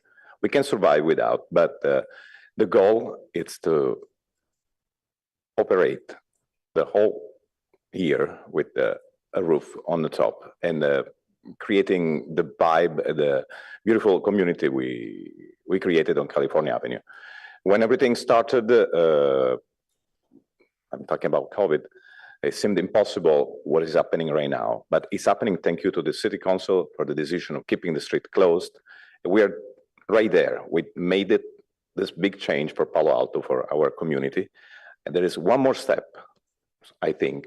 Let's keep this going for 365 days a year. Thank you for your attention and for your hard job. Thank you, Bruce. Really, you did an amazing job. Our next speaker is Brandon C., followed by Salik. Good evening, Mayor, Vice Mayor, members of the City Council. My name is Brandon Clark. As I spoke last Monday or a week ago. Again, I've been here 2 years. I live in Redwood City, but work in Palo Alto. But for the last year or so, I've found myself spending a lot of time, probably more time than I definitely thought I would have, on California Avenue. As mentioned, the previous gentleman, Monday Night Music, I'm there pretty much every Monday, and then somehow Wednesdays and many other nights as well, Thursdays. But I understand there's a vote tonight on the current proposal, and I'll be just brief, and I just asked us to pause the vote and look at or think of or reconsider other options. I know one of the bigger, some of the concerns have been about the inclement weather and how the current proposal with umbrellas and stuff just wouldn't cut it. And so I'm in support of the more permanent parklet structures. It seems to work quite well in Redwood City, where I live, and even in other places like downtown Palo Alto and some of the other neighborhoods, from Mountain View to Sunnyvale that I've been to. So again, I just asked you pause the vote and reconsider some potential other options. Thank you very much. Our next speaker is Salik, followed by Zareen.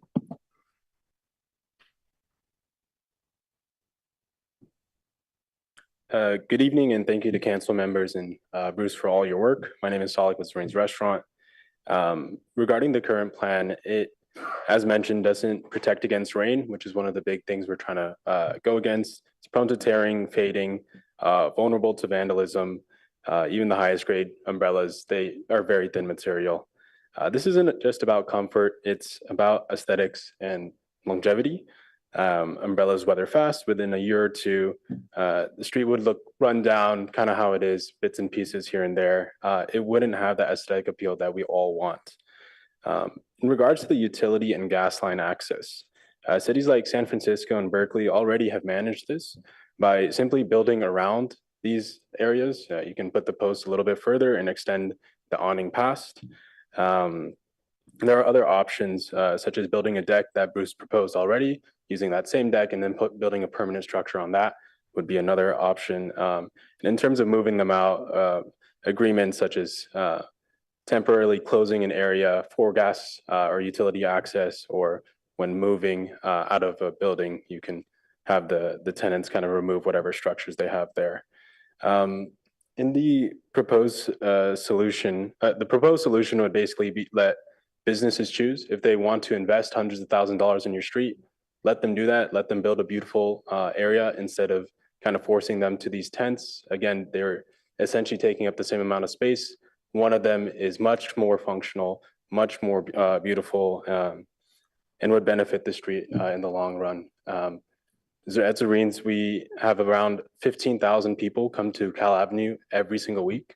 And we would hope that you guys support us in growing those numbers and making it the real destination of Palo Alto. You know, we're one of the highest grossing restaurants. And again, I really appreciate your time. This got cut short, but thank you so much. Our next speaker is Zareen, followed by Malik.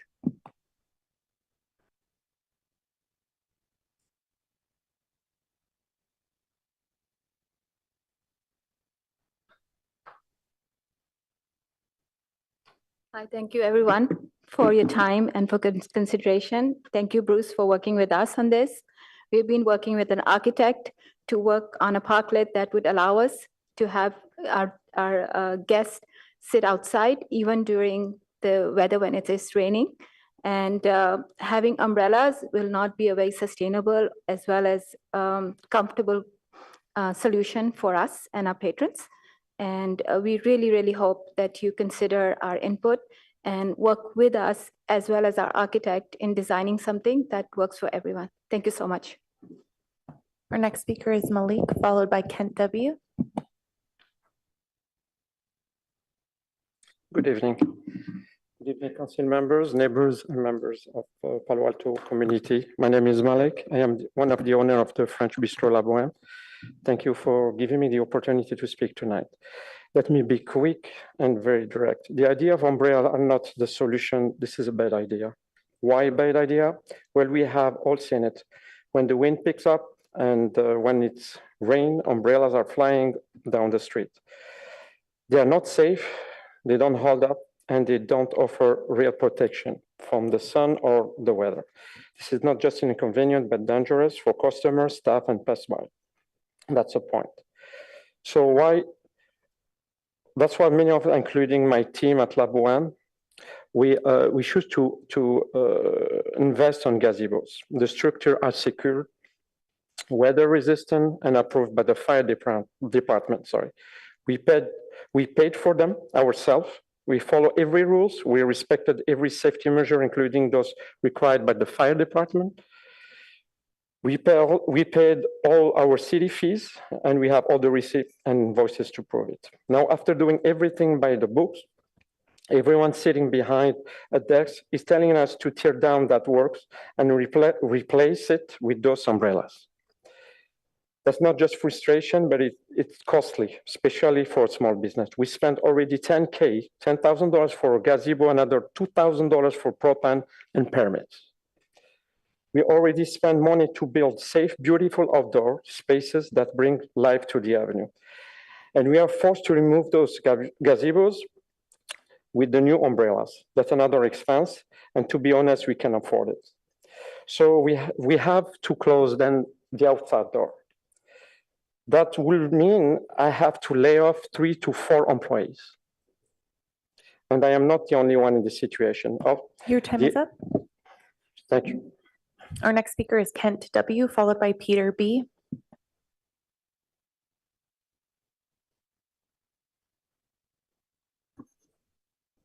Hello, my name is Kent Williams. I'm a Palo Alto resident for the last 40-something years, and I live about 2 blocks from California Avenue. And I work from home, spend a lot of time there. I think others have touched on the efficacy of these umbrellas. I just thought I'd throw in on the safety. I've witnessed umbrellas with 95-pound metal bases get lifted up and thrown 10 feet into the street. I've seen the cantilevered umbrellas with a 550-pound base picked up by the wind, tilted backwards, slamming heaters into the ground.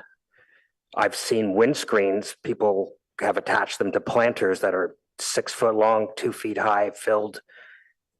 The end result was the planter was upside down in the middle of the sidewalk, all because the wind picks these. There's nothing that I've seen with umbrellas that it makes it immune from the wind other than bolting them down, which I don't think is an option here. So ultimately, I do not think umbrellas should be an option. Thanks. Our Our next speaker is Peter B., followed by Ozma D. Good evening. I'm Peter Balte. Together with Ozma Thompson, I served on the Architectural Review Board's special committee to help guide the California Avenue redevelopment process. The ARB was also instrumental in helping the city draft the recently enacted parklet design guidelines, now in effect for University Avenue and Ramona Street.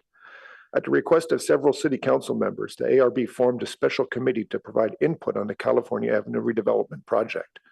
Unfortunately, the design consultants did not involve the ARB in the design process, in spite of our repeated efforts to participate. We prepared several schematic layouts of how the area could be positively transformed, reached out repeatedly to the consultants, and even worked directly with the Public Works Department in 2023 to select and position new outdoor furniture provided by the city. However, neither the ARB or the special committee has ever reviewed the guidelines before you this evening. While I wish I could say otherwise, the proposed guidelines are both too broadly generic that could apply to any number of pedestrian streets and semi-urban areas, and they sadly miss the quirky character and wonderful opportunity afforded by the California Avenue streetscape. The proposed parklet construction standards are also overly restrictive and contradictory to the current standards fully in place in other parts of the city. Over several iterations coming out of the COVID pandemic, the city has developed parklet design guidelines for the downtown, the city staff, the ARB, public works engineers, local restaurateurs and merchants, and involved citizens have debated, argued, and collaborated to produce a document that, at least to my eye and understanding, is technically specific, applicant-friendly, enforceable, and balances the community aesthetic protections with individual design flexibility. These standards apply to the pedestrian-only portions of Ramona Street as well as University Avenue. Do California Avenue parklets really need different regulations? California Avenue offers unique opportunities for creative spaces to facilitate local commercialized activities and public Your time events. is up. I'll let Ozma Thompson speak about that next. Thank you. Our next speaker is Ozma. Hi, can you guys hear me okay? Yes. Great. Yeah, just to echo what a lot of the public has been saying, I had a chance, I served on the Architecture Review Board with Peter Balte. I was the chair and vice chair, and also on the subcommittee for reviewing Cal Ave. We did have a lot of feedback, but in general, to respond to what's in front of you today, it still feels like it's encouraging a very temporary use with the structures. It seems flimsy and uncommitted to a thriving car-free street, which I think the original goal was to try and make this a more permanent thing. Right now, with the umbrella planter trope, it seems like it's encouraging still a very temporary thing, but I think true character comes from more permanent looking structures. When I was on the subcommittee, we did some analysis of the street and recognized that some areas lended themselves to more boisterous, lively activity, and others are more meditative and quiet. And the unique storefronts and dining opportunities along California Avenue have their own character, and these businesses should be given more leeway to express themselves, and that will be what makes the street interesting and attractive.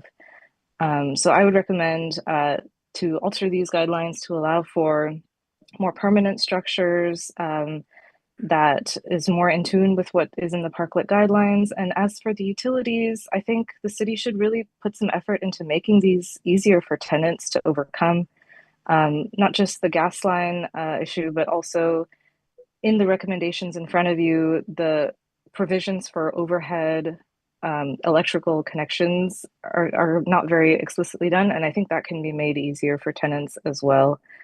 So thank you.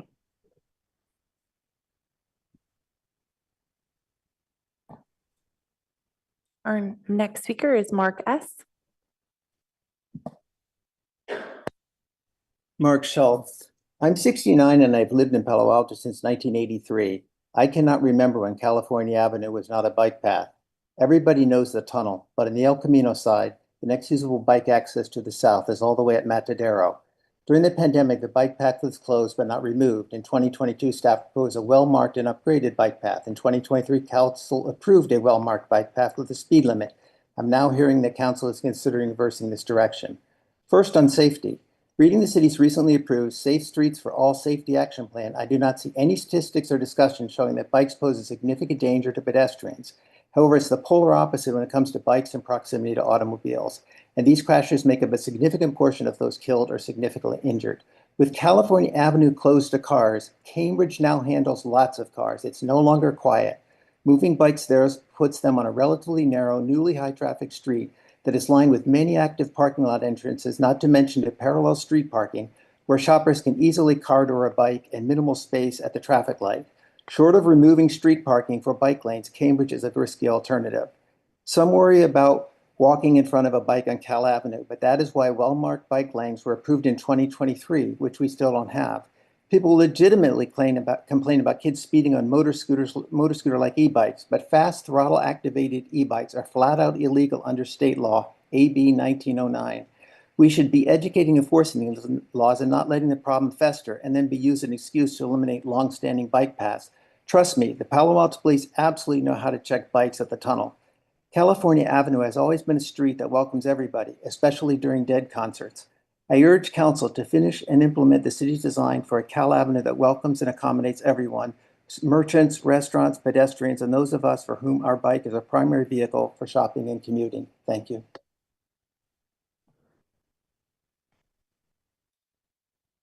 Our next speaker is Zafar Ali, A.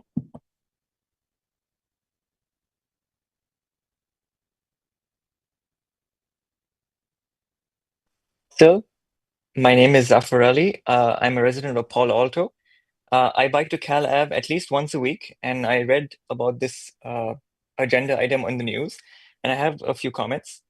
One of them is I love to see that this two-way slow bike lane is going to be part of this plan. I love that we are maintaining bike access to one of the safest streets for bikes in all of Palo Alto. This is where I can ride straight up to the business and straight away safely have food or get my glasses done or buy some games.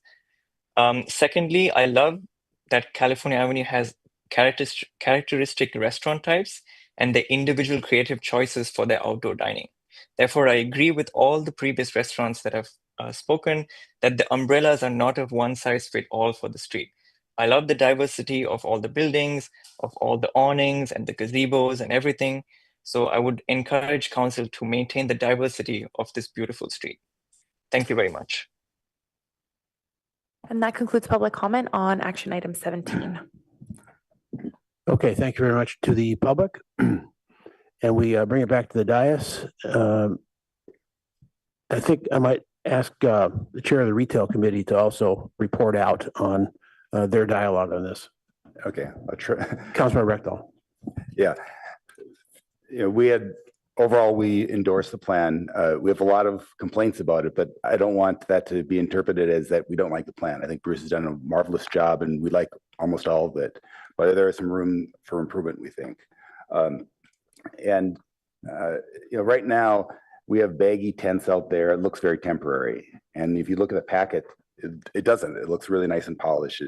The open feel is really nice. The polished feel is really good. And so we really like that vibe. We want something that looks polished. We don't want walls on the parklets. We want the either open area or transparent panels to give you the open feel. So as you're walking down, you see the whole avenue. You don't have tunnel vision due to the walls. So overall, yeah, we like the vibe. As some of the restaurant people complained about, the umbrellas are a little problematic.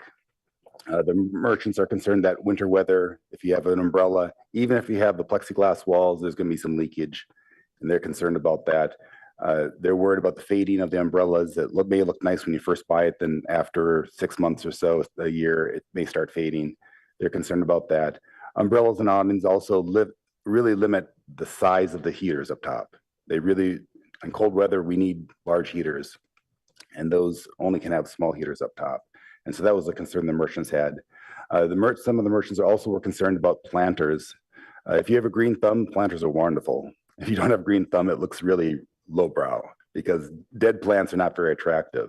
And so if the restaurant acknowledges that they don't have a green thumb. Maybe there are better options that we can have that we don't have to have planters. So I would change that from a required design element to an encouraged design element.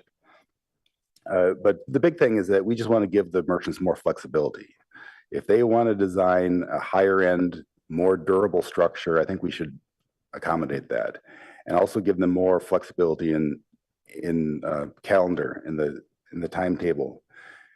We're talking about making them remove everything they have by November. And if it takes some time to design something and get it built, I'd rather give them more time.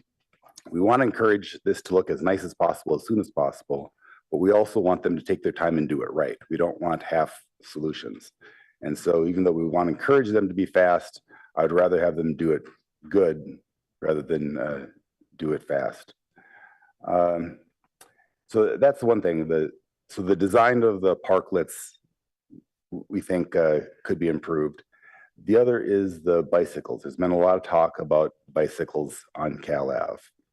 And the original, when we first closed Cal Ave, the merchants didn't like it because all the pedestrians walked down the center of the street and they didn't walk on the sidewalks and they weren't doing window shopping. And so they really wanted to have a primary walking path to be on the sidewalk. And that's what this does. And then you'd have a secondary pedestrian path along with the bikes in the center. And we're worried about pedestrian safety. That's really important.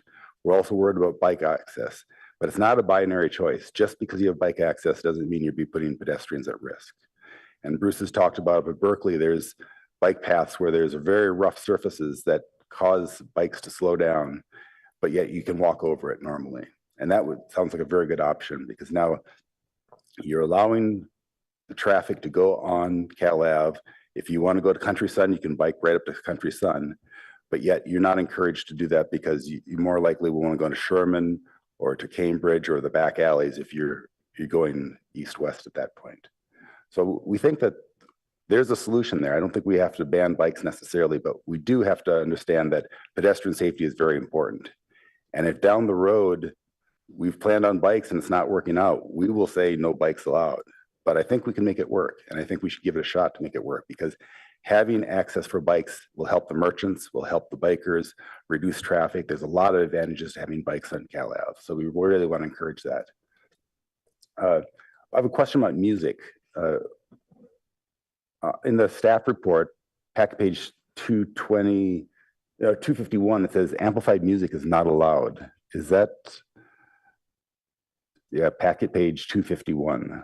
Is that old, or is that still the current plan? Yeah, no, we're working on an errata sheet to amend a few things. There's a couple of text edits that should be taken out. Okay. I mean, we don't want overly loud music, but right now in Cal Ave, that's very popular. Having low volume amplified music has been one of the big success stories in Cal Ave, and we want to keep that. Okay, Yeah, very definitely good. want to support that. Okay, excellent. There's a couple of things that the aesthetic signage, we talked about the sandwich signs. We really want, if people are walking down the center, to know where the restaurants are. And having good signage up there is really important. I'm a little worried about the sandwich boards looking cluttered. And that's where I think referring that to ARB would be a good option to say, what's the best design way of having signage along there without looking cluttered? And also the ARB members have mentioned about overhead wires too. If all these, especially if we have good sidewalks and we don't want to dig up these nice sidewalks, we're going to have electric wires going from the restaurants out to the parklets. What's the best way to do that? I think we should refer that also to ARB. I think that'd be a good thing. The packet page 198 talks about the entertainment zone open container, and that's one of the options today, at least to do the open container. Entertainment zones have been very popular in the Bay Area. A lot of cities have been having success stories, and so I think this is something we should investigate, is having Cal Ave be an entertainment zone. And finally, guidance for staff on public restroom. I think a public restroom is really important. We have a farmer's market there. We have Third Thursday. We have overflow. Small restaurants may have more customers now due to parklets. Having a public restroom makes a lot of sense. where to put it. Everybody likes the concept of a public restroom, but they don't want it in front of the restaurant. And so finding a good spot is going to be challenging. I don't know, perhaps at the intersection near El Camino or the intersection near Birch, or perhaps, yeah, we were looking at some of those parking ramps in the back, but that just seems so removed from Cal Ave. There's both a security issue and a convenience issue. I think having them on Cal Ave would be better if we can find a site. And so any opinions that people have about public restrooms would be very good. But that's all I have. Do my colleagues want to chime in? Councilman Lithcott-Ames has your light on. Yep. Thank you, Mr. Mayor. Just want to join Councilmember Rekdal in praising Mr. Fukuchi and the team for the work getting us this far. Your efforts on signage and outdoor activation now have been very thorough. I think what I tried to express at retail was the inherent challenge in trying to transform a street with cars to a car-free pedestrian boulevard without being entirely constrained by the former use as a street with cars. Put differently, if we were designing this from scratch, if we had some open land and decided to create an outdoor pedestrian boulevard with restaurants and retail, it might really twist and turn, as I know the ARB has looked at in recent years. It might very much be the case that there isn't a linear line and every street front is perpendicular to it with the same amount of setbacks and so forth. And so I do feel that the past with the cars is very much still speaking to the future. And I encourage us to try to think beyond that so that 20 years from now, it's not as evident that this once was a place with cars, because we've really transformed it over time. With that in mind, I do take interest in the idea presented by merchants about permanent structures and the concern that comes along with it, that a lack of permanent structures and umbrellas instead may not serve our intended purposes during inclement weather. I want our colleagues to know that at retail, we weren't presented with a presentation that included an explanation of the permanent structure desired. Our packet alluded to the fact that a merchant wanted to have a permanent structure, but that this was really probably not the right way to go. And so we didn't fully consider it as a committee. And I just want my colleagues to know that. We're getting a lot more from public comment and from some of the letters we've gotten. We are getting a better sense of the shape of that potential permanent structure.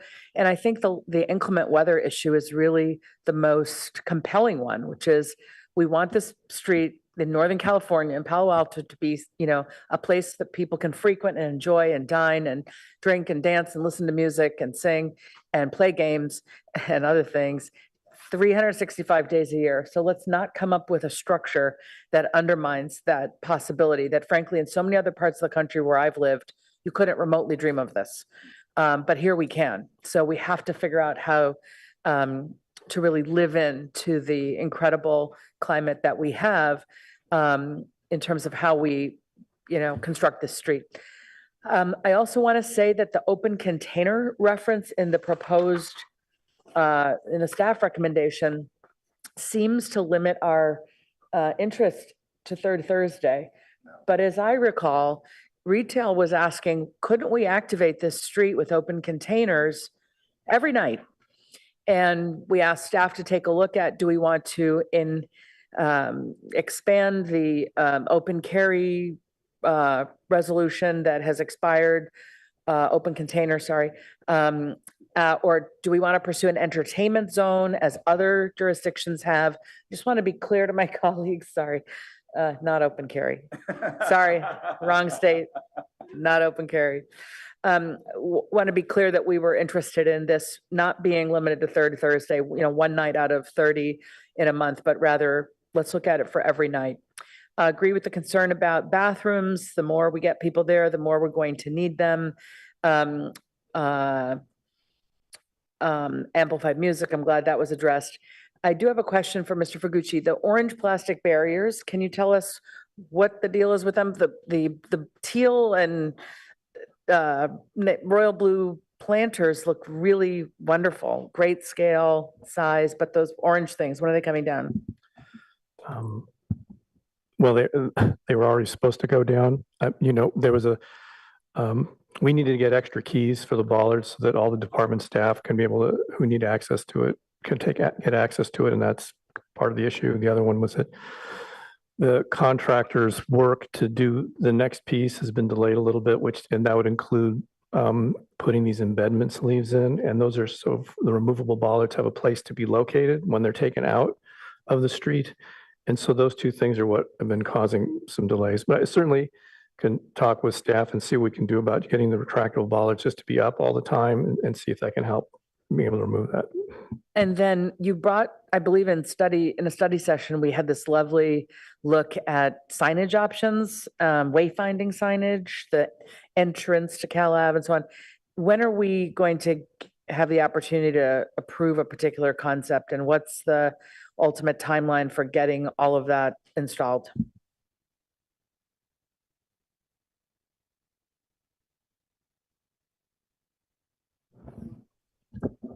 Yeah, we have not put together a plan yet to be able to look at how that can be implemented, because it'll require, it's a capital improvement program that would be needed for that. So what we're doing right now is just looking at the short-term implementation of the Cal Avenue and Oregon Expressway signs. And then we're going to have to probably do some cost estimating work to put together a plan for that. Okay, I'm very much looking forward to that. I'm over time. I do have some questions about fees, but I'll save them because it's possible colleagues will ask that. Thank you very much. Other council members? Councilmember Burt. Well, thank you. First, I want to say thanks to the city manager for framing the discussion tonight and being willing for us to take a step back and really provide the input and hear the input from the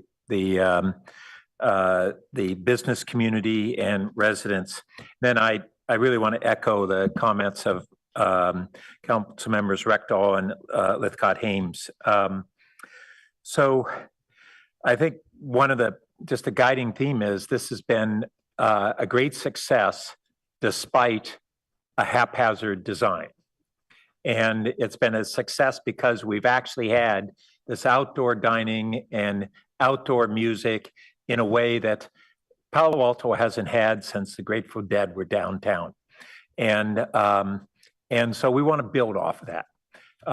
We want to make it, improve it and make it have the aesthetics that we're looking for, the safety that we're looking for and those things, but we don't want this program to constrain it. One of the things that's proposed is to actually reduce the amount of outdoor dining significantly. I would like to hear my colleagues' comments because I don't think that's the direction we want to go. And then their year-round dining, we've heard from everyone that was actually one of the guidance areas that the council had given, that we wanted to try to get this done expeditiously. So by next winter, those who want to invest would be able to do so. That goes to kind of the concern that we have. We're going to have this process go forward quickly from here on if we're not going to make decisions tonight. To be able to allow those restaurants who are ready to invest to do so. I like the concept of, Redwood City. I think that the ARB came up with 3 standard designs that then allow just quick ministerial approval of those. And then a process, if someone had a nice custom design, they'd actually go to the ARB. So we give the restaurants that kind of guidance. I think we do want to embrace the input of the ARB and their ad hoc on a number of these areas, including, the staff report. One of the concerns was over utility access. I think we want to say that we want the guidance to certainly provide for access where it's needed, but it doesn't have to be necessarily simple. We're not going to be accessing, digging up every year or anything there. And so, as some of the speakers have noted, there are ways to do this. If we say what we want to do is not constrain the parklets, and in order to do that, we want to require that the design allow for that. I do have a concern too, and I had previously tried to look up the fire code requirements on the city level and the state level, and I don't have that in front of me. But Bruce, you said that it was a 350 square foot maximum for an unsprinklered parklet.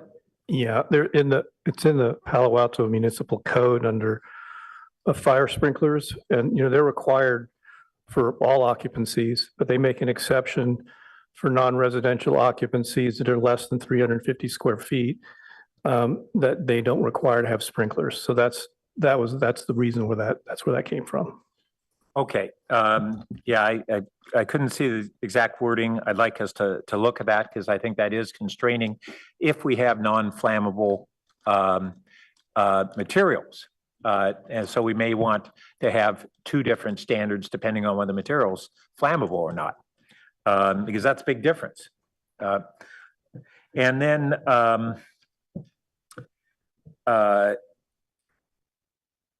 on the aesthetics, one thing that we hadn't talked about on roofs was pergolas.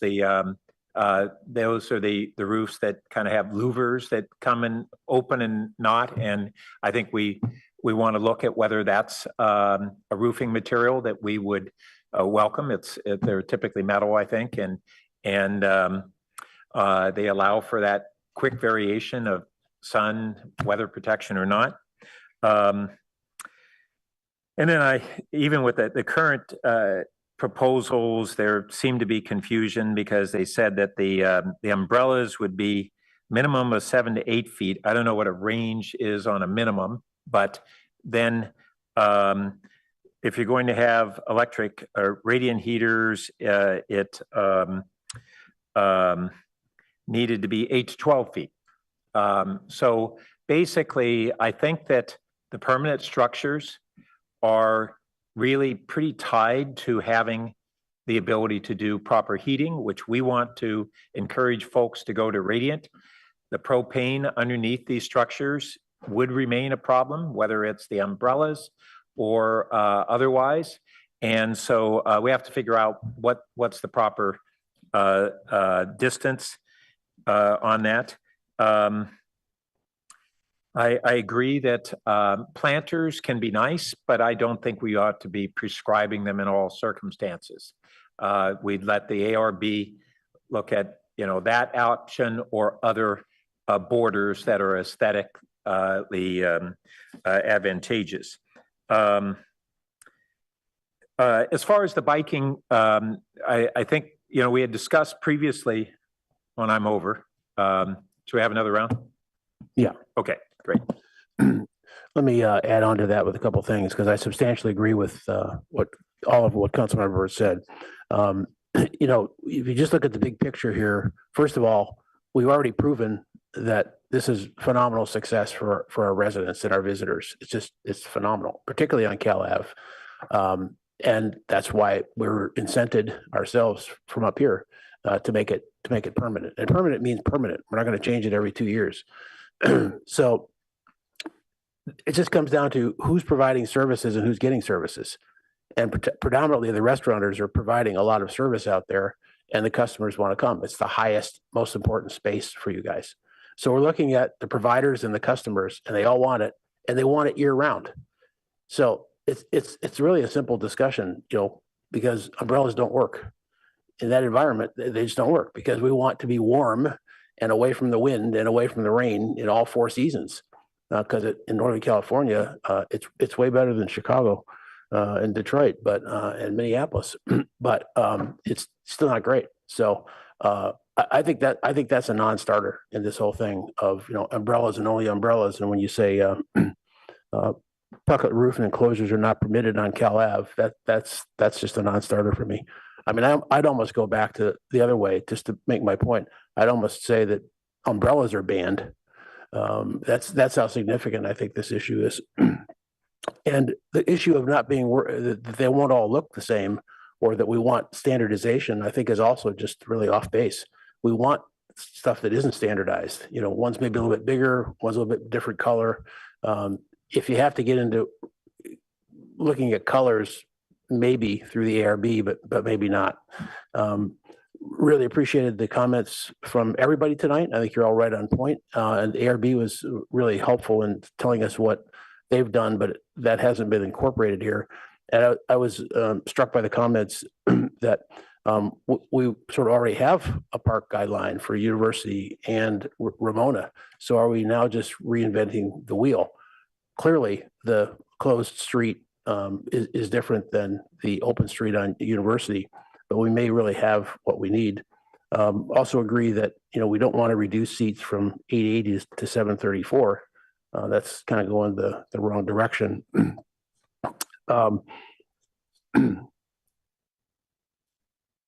We probably all need together to have a separate discussion here on the fees, which I think could take a little while, but that's one of the things that you want to hear tonight about. And I appreciate the retail committee input on this as well. So I'll stop there. Let's see. Councilmember Liu. Thank you. I largely agree with the comments from all the council members so far, and especially agree with Councilmember Rechdahl. Yeah, I think everything resonated, and especially giving the extension. So a little bit more time for a transition.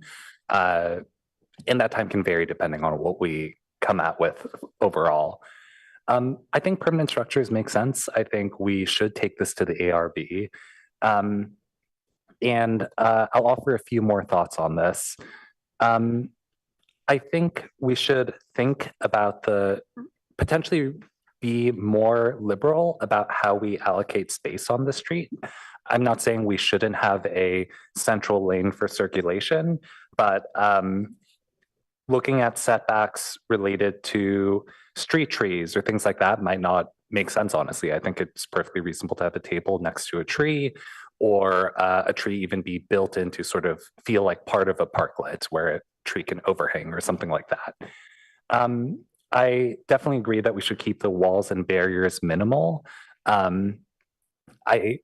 Planters are great, but I think if planters are 4 feet tall and in a solid block, that's actually something I would not like. I would go more toward opening up the streetscape, as Councilmember Rechdahl said. We should revisit fire sprinklers. We should allow more creativity, and I think not. And I think we can find a middle ground where we don't have to worry so much about what we mean by a permanent structure. We don't have to allow concrete. We don't have to allow something that is so difficult to move that it will be a hassle and significant cost for utilities. But we also need people to accept the risk that if we do utilities work or repave the road, or if we redesign the road and make it park-like in one of these other scenarios, that their parklets may be impacted. I think people can understand that and would want to make that choice. One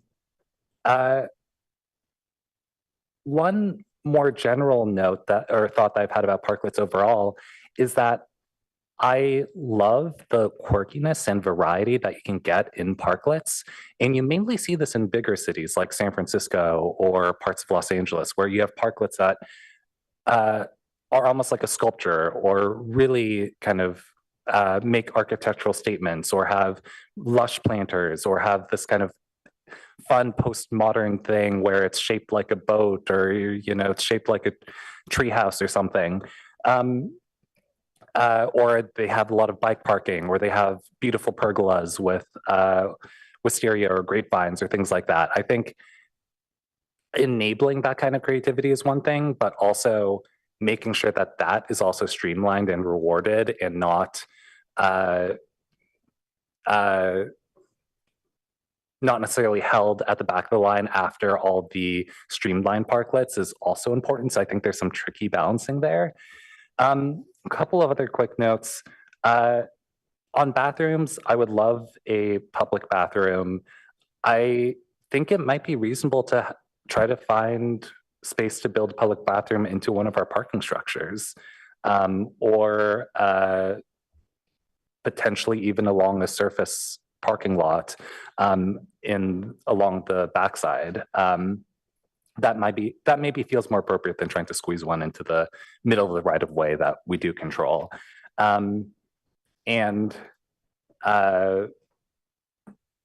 This is really going on a limb, but if we are reinvestigating putting a bathroom in a parking lot or in a parking structure, we could also rethink how we use some of that space in the parking lot and parking structure. I would love to have a sort of Lytton Plaza of Cal Ave, but I realize that's a far extension after we think about like where a bathroom could go or how we could repurpose some parking space. I'd like entertainment zones. I think it makes sense for Third Thursday, absolutely. I think it makes sense for the farmers market where there are vendors who sell wine and kombucha and maybe would be interested in selling beer and things like that.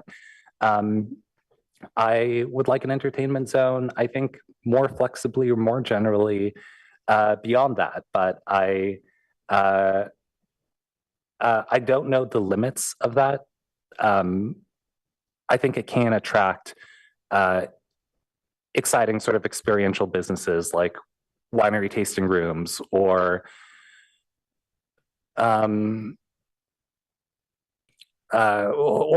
just other kind of sort of retail concepts, bars, things like that, that we can liberalize the entertainment zones while also accommodating. Originally, I was also, a year ago, I would have said that I really didn't believe that bikes belonged on Cal Ave. I think as I've watched this closely, sort of day by day, I'm more and more convinced that bikes basically are working and can work better. And I've also seen plenty of other contexts where bikes and pedestrians can coexist in closed streets. So I think I join other council members in permitting bikes, but trying to advance designs that control them. And those are my comments for now. Vice Mayor Becker. Thank you. And now I'm just can't wait for the parklet shaped like a boat. I'm excited about that. Now I want to express my appreciation to the retail committee, to staff, and for all the merchants and restaurant owners on Cal Ave, because not being on the retail committee, things have progressed a lot.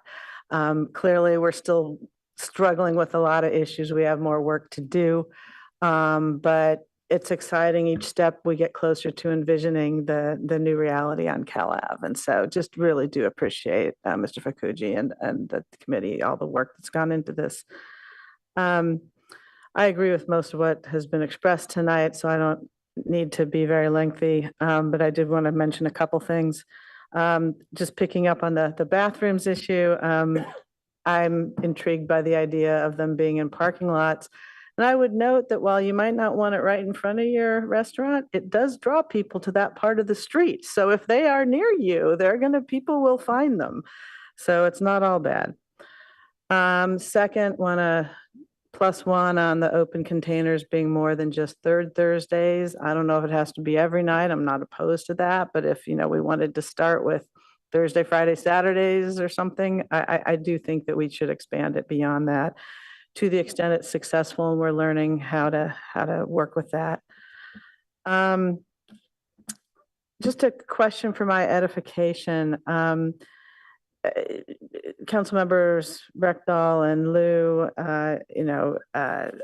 echoed what Mr. Fakuji said, that, and I agree with, about boundary elements needing to be open and inviting, I not walled off. I like that. But can you help me, since I'm not in these discussions directly, understand how to square that with the intense concern we've heard about protection from the elements? Is it just the lucite panels are enough, or, you know, if we keep it open, are we saying the open on the side toward the restaurant or retail, you know, restaurant as opposed to out and about? Just how do we put that together? Yeah,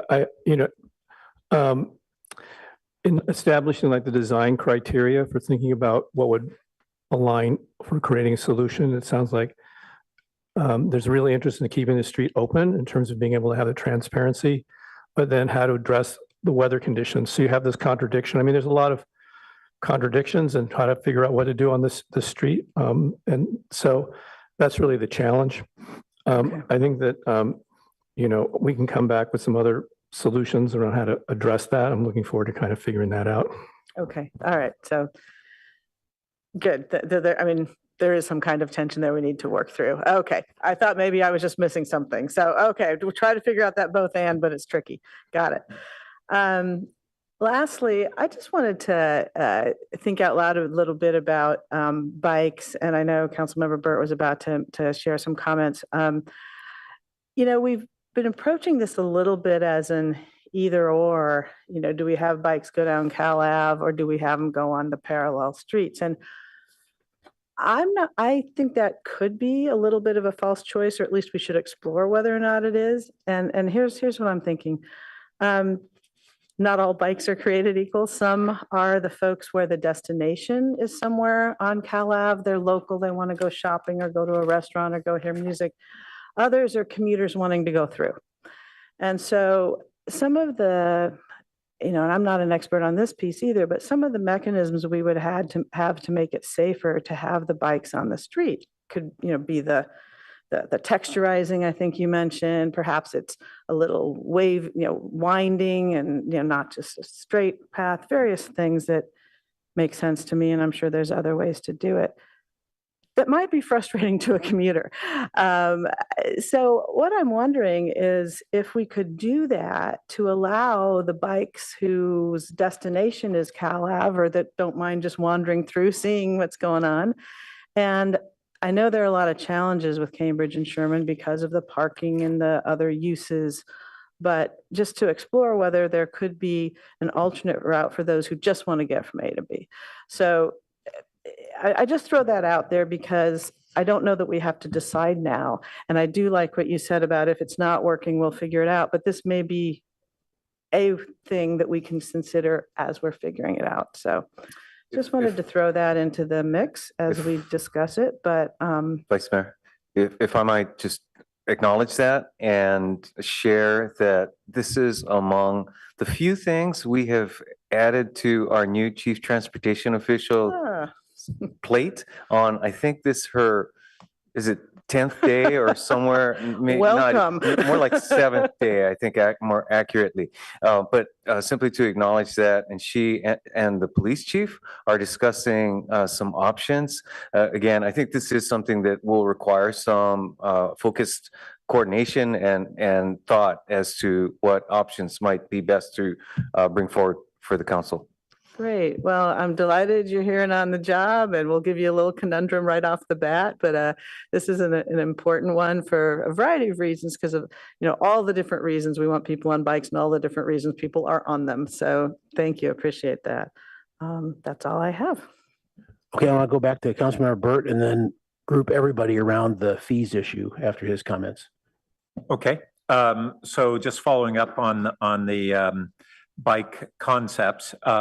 Actually, last year we did give direction along the lines of trying to promote Cambridge to be a safer through bike route, and Cal Ave to be more biking to Cal Ave as a destination. And I think that the longer that we don't act, even with modest measures there, then we get this binary choice that people want. We need to get going on how do we don't even have signage. We had talked about a slow bike speed limit, which doesn't guarantee everybody will abide by it, but it really does help when we have that kind of restriction signage right away. That shouldn't be too hard for us to do a first phase of that, even if the longer term program is greater. I think we need to do certain things sooner rather than later on that. I will say that Cambridge crosses El Camino with a signal. Unfortunately, Sherman doesn't. So it's not, Sherman isn't the south side counterpart to Cambridge on that through traffic. And then I am very intrigued by the surface treatments. Briefly, Bruce, I think you had alluded to something that maybe Berkeley had done that really slows down bikes, but doesn't impede walking. Is that correct? Yeah, I think that it's not so much that the city intentionally went out and made these improvements. It's actually the result of how they've done improvements over time and how they've worn and the way it's worn out. It's created a very uneven environment that absolutely pedestrians don't even notice, but bicyclists are very aware of. Like, it requires them not to slow down. Well, whatever it takes there. So I think those are main themes. The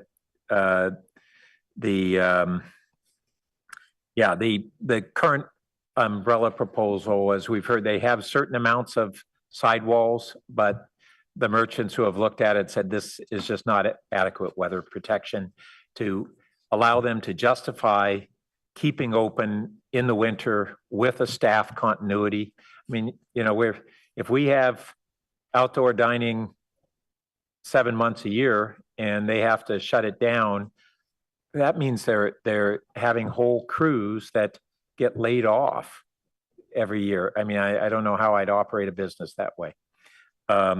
So I'm glad that it sounds like we have a good consensus there. I also am interested in something broader on the open container than just Third Thursday.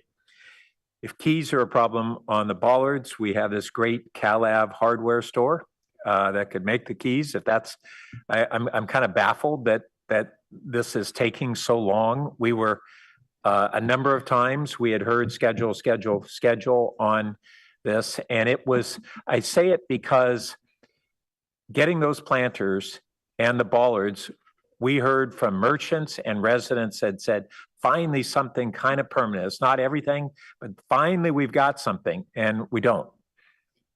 So I'll just leave it that this is a challenge to our staff to, can we get stuff done more quickly and expeditiously and say, we need to get it done now and figure out how to solve the problem, as opposed to, well, we had this obstacle, we had this one, and we have all these reasons why it didn't happen. Those are two different mindsets, and I think we just need to make it happen. And then, on the fees, I don't think we should go overboard on fees. The staff report framed the different fees as a discount from indoor square footage. I think that's a misframing. I mean, what you charge, we still have the issue of what is appropriate for outdoor space, but a discount is not a discount to think about a ratio of indoor costs. But I tend to think that we got it right on the downtown, and that's probably the right fee structure. Okay, that's a perfect segue to getting into that, because I can take the opposite side and have that nice long discussion about that. I think there's two sections of fees that we need to discuss that you'd like to get input on tonight, as I'm understanding as part of the motion. One of them is the fees for application and deposits and so on, and the other is the quote rental fees for city space. Quite frankly, I think we see it as a whole. And so if you would like to disaggregate that, we could certainly discuss it as such, but well, only because it's two different decision sets, but I think you want both tonight, correct? Yes. I mean, yes, I think it's still one, I mean, it's just the schedule of fees for this program. So I think they all go hand in hand. I will say, to your point, Mayor, the application fees are standard and associated with the application review time needed. And that's part of the study that was done and is consistent with all the other parklet programs. the one that you may consider a different fee could be that license fee because it has more flexibility in it, since it's not necessarily a regulatory fee. And obviously the conditions on CalApp are a little bit different than the parklet programs. Yeah, no, it states that in the staff report on package page 194, and the retail committee has recommended that we stay with those, as I understand it, for the application fee and so on. So for just as one voter, I'm fine with that part, and we can see where other folks are. But I am sort of intrigued about the analysis of fees, because what we have here is as we know, is we have the retailers, the customers love the outdoor space. And so for the retailers, it's the prime space in their establishment. It doesn't mean that they can stop paying their rent to their landlord to use city land, but it is the prime space. And it's also competitive now. I mean, you pretty much have to have an outdoor space to compete with all the people that want to live there. So it's sort of constrained space and high demand. So economics would suggest that has value to the retailer, which we know it does. I mean, I've talked personally to a number of retailers and say that's my best space, and I'm happy to pay fees to use that. So if you just took, which I did, just to have a data point at what is called the 50% discount, that's only $1,200 a month, if I did my math right. Maybe I didn't, but you had said it would cost $15,000 annually for your parklet divided by 12. So it's only $1,200 a month more in rent to get that space. So that, I mean, as a first glance, that doesn't seem like an overreach for the kind of space that's being used there. So I don't think it has to be a discount to rent, but I do think that it's that the rent inside is a good variable to look at. So I think that there is some room there that we should look at. And the other aspect, as also has been appropriately carried out in the staff report, is that our own required maintenance as a city and management of that area is going up. And so that's just a real cost that we have to eat. So frankly, I prefer to be more in the middle, or at least have a discussion about this, $1,200 a month for a given 500 square foot parklet, less if it's smaller. So just as an opener for discussion. Other council members?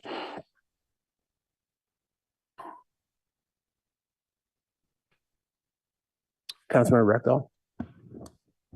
Yeah, I'm curious how much sales tax we generate per square foot, and we actually may be getting more sales tax per square foot than rent.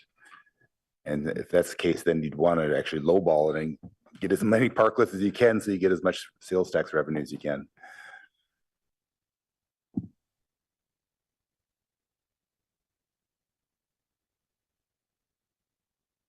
Any other comments? Sure. We have the license fee established for downtown of the 1071 a square foot. Why would we charge more for Cal Ave than downtown? Maybe we're too low at University Avenue. Well, I could add a point there, and it is the expected expense associated with public restrooms. Now, that's one that has not been articulated specifically, but has been identified as an ongoing expense that, unless we are assuming some other method of funding it, would presumably be allocated among those who are getting the space. Well, I would argue that the restaurant customers have the access to the restaurant's bathrooms. The public bathrooms would be for non-resident customers. So I guess we're arguing that. Well, actually, I think the rationale is the additional dining space that is represented in the street is not, or is above and beyond the capacity that is provided for by restrooms or restrooms within the restaurant. So that, and that's, there's a direct correlation to the plumbing code and the fact that there is an extraordinary demand generated by that Well, outdoor I dining get that in space. theory, but in practice, that's not what I observe down there. That it's the people, it's when we have a third Thursday or farmers markets, that we have all these other people who aren't seated at restaurants. I've never seen people who are dining at restaurants not be able to get into the bathroom. I just don't think that's the case. I I've understand. heard anecdotal evidence to the contrary. I've actually heard anecdotal evidence to the contrary. Again, Well, the dining space is significantly increased. I will say that I've been there a lot and I've heard zero anecdotal evidence to that effect. So we've heard, I spend quite a bit of time there. Other colleagues do. I've never seen that. But I have seen a need for restrooms from Third Thursday, from farmers market. That's a real need.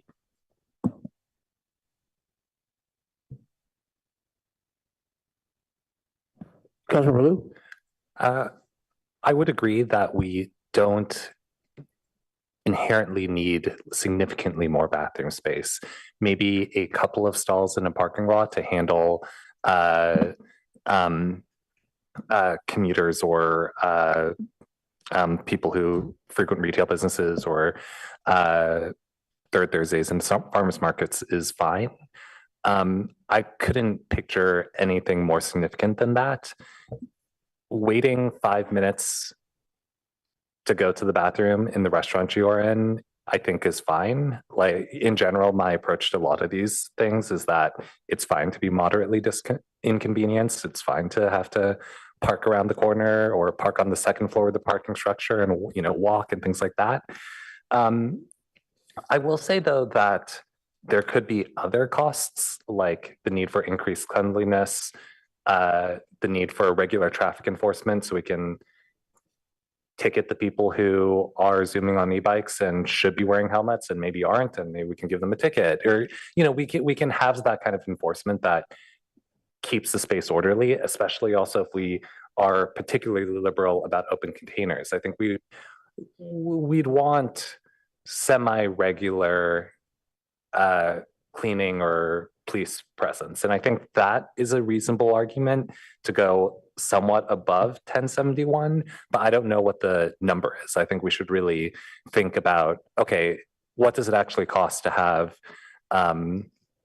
someone from the police there a few hours a night for like 4 nights a week and at the farmer's market. And, you know, so, we can kind of back into a number, I think.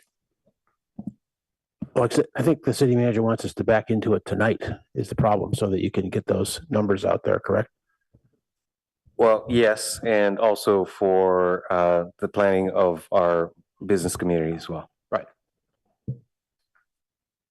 I think we could start at 1071 and we can, you know, tell people, hey, we're still figuring out what we need to keep this space clean and keep it safe, and this may well go up.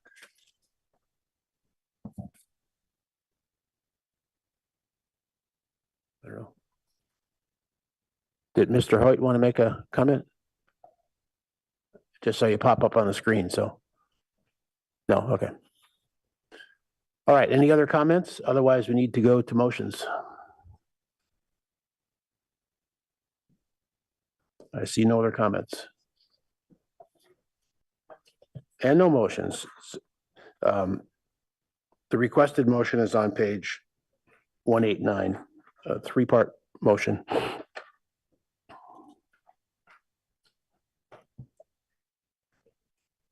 Mayor, at the appropriate time, I think our building official did want to comment. I just asked, he said no. Oh, I missed that. I mean, I do thank you, council, for having me on tonight. George Hoyt, Chief Building Official. I do think that it is important really for us to consider the increase in dining and what that use is on the existing restaurant infrastructure for restroom capacity and other capacities as well.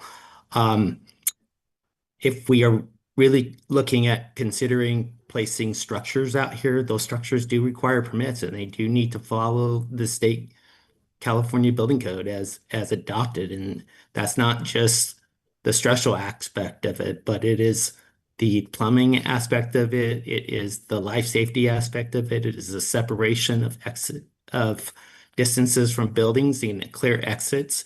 So these are things that we'll need to consider moving forward, and I look forward to working with the team to look through those.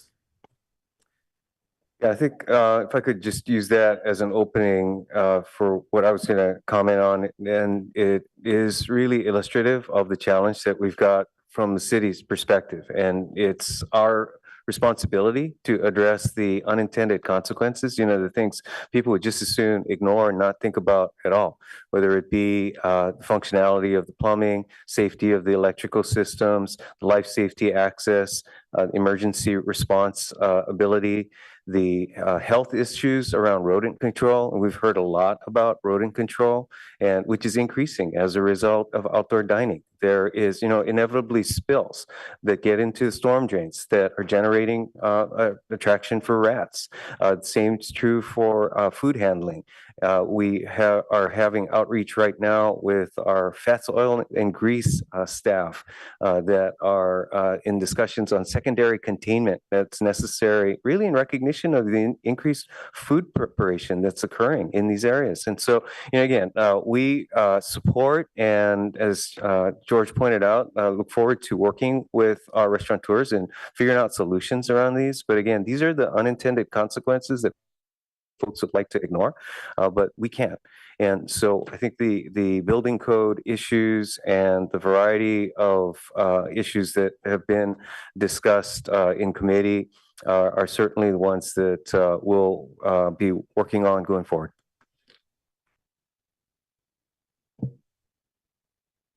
Councilmember Burton.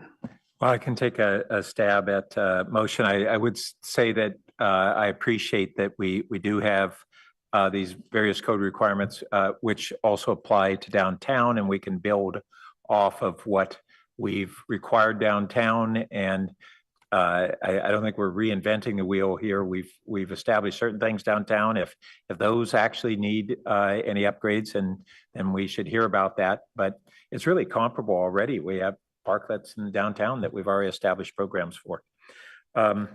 Okay, so first, I would like to move staff recommendations 2 and 3, which are the resolutions. The first for continuing the allowing of outdoor dining and retail encroachments. The second on the open containers in conjunction with Third Thursday.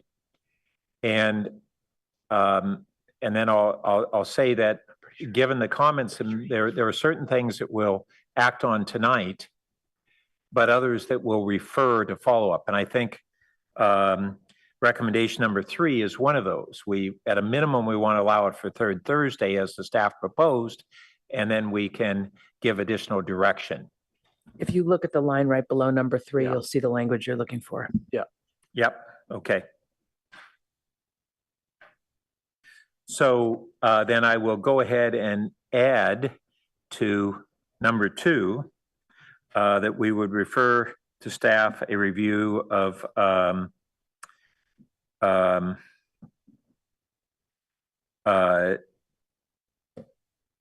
expanding the open container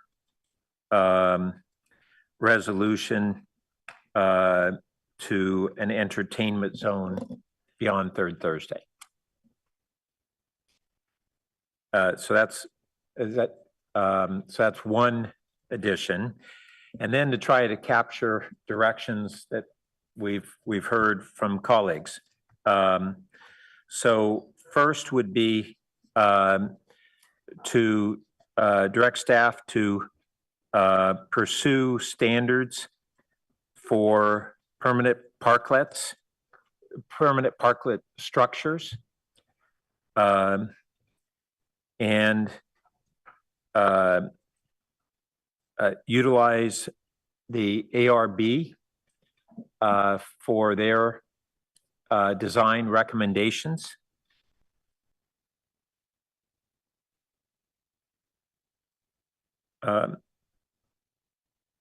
Second would be to, so that would be on the parklets. And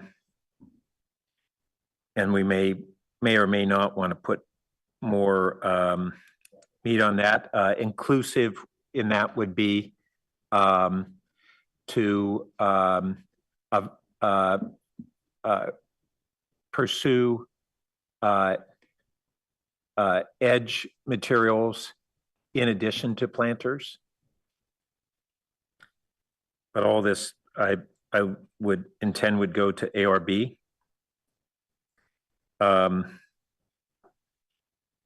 And then to look at a street design that would allow for outdoor seating amounts and square footage close to or at the current amount that exists on Cal Ave.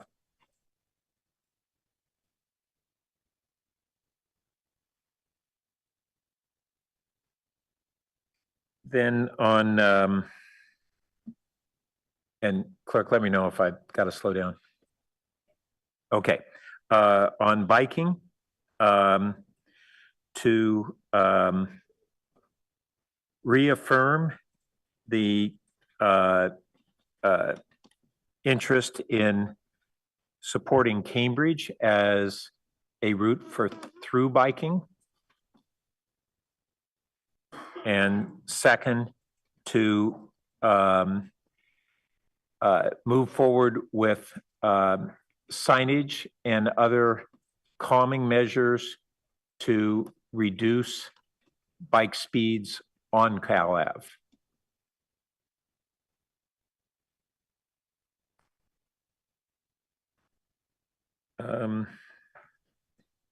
And then lastly on fees, and maybe we'll need to separate this for a vote, but to have a fee structure comparable to the downtown parklet fee structure. Isn't the wording on A suitable then? 1A? Yes, it is. I know it is for you. Oh, I'm asking the mayor.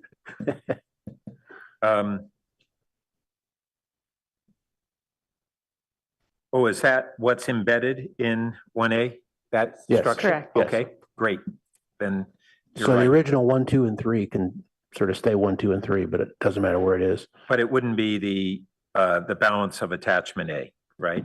Attachment A is, No, Just the the fees. resolution attachment B covers, and then 1A, as the mayor okay, noted. so we actually can add staff recommendation 1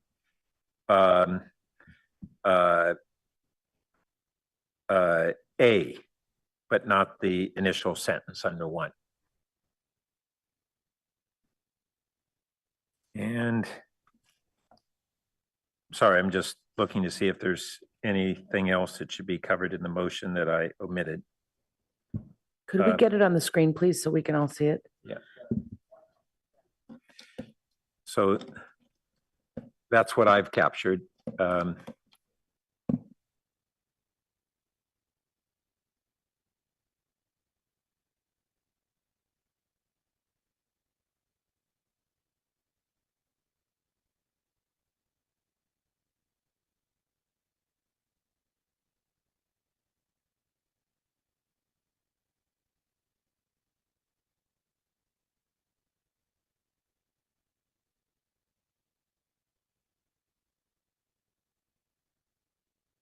I will note that I was thinking on the bathrooms that I have on occasion, when I've been down to Cal Ave and not dined there, asked permission in restrooms to use their bathroom, even though I'm not a diner. So I think it kind of works that way, and that's part of the additional demand as well. But that's anecdotal. Just one thought as that gets written up is that I've never been totally sure about the viability of Cambridge as the faster bike route. I think for the way Cambridge sort of becomes a dead end as you cross El Camino and it hits Yale Street, I think it becomes tricky. A lot of people would rather go on College or Stanford Ave or Sarah Ave if they're going to Stanford. I think if you're going to the Research Park, you may well not do that little wiggle and just ride more slowly. I to would Cal tell Ave. you, as someone who rides to the Research Park coming Mhm. off of Park Boulevard, Mhm. I take Cambridge right now. Interesting. Okay. And then just go up and I forget that it's not Williams, is it? Whatever, it's that first street with the circle. Right. And then just go over to Cal Ave and go up into the Research Park. So that intuitively Ocean is on the screen. is a route that seems to work, but We'll just go ahead. doesn't have a lot of, sorry, I'll just add it doesn't have currently a lot of car traffic. That may increase in the future, but I think some, whether it's Sharrows or otherwise, could make it feel that much safer. Okay.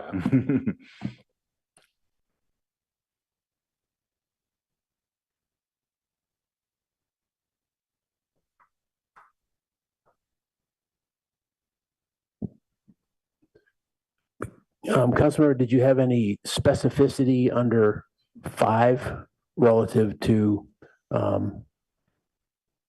roofs or enclosures or anything, or just want to leave it open?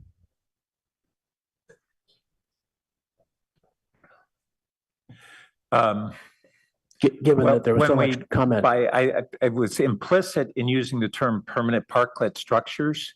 So I guess maybe I should ask staff and Mr. Fukuji, under 5, where it describes permanent parklet structures, is that clear enough on kind of the range of what we're seeking as follow-up?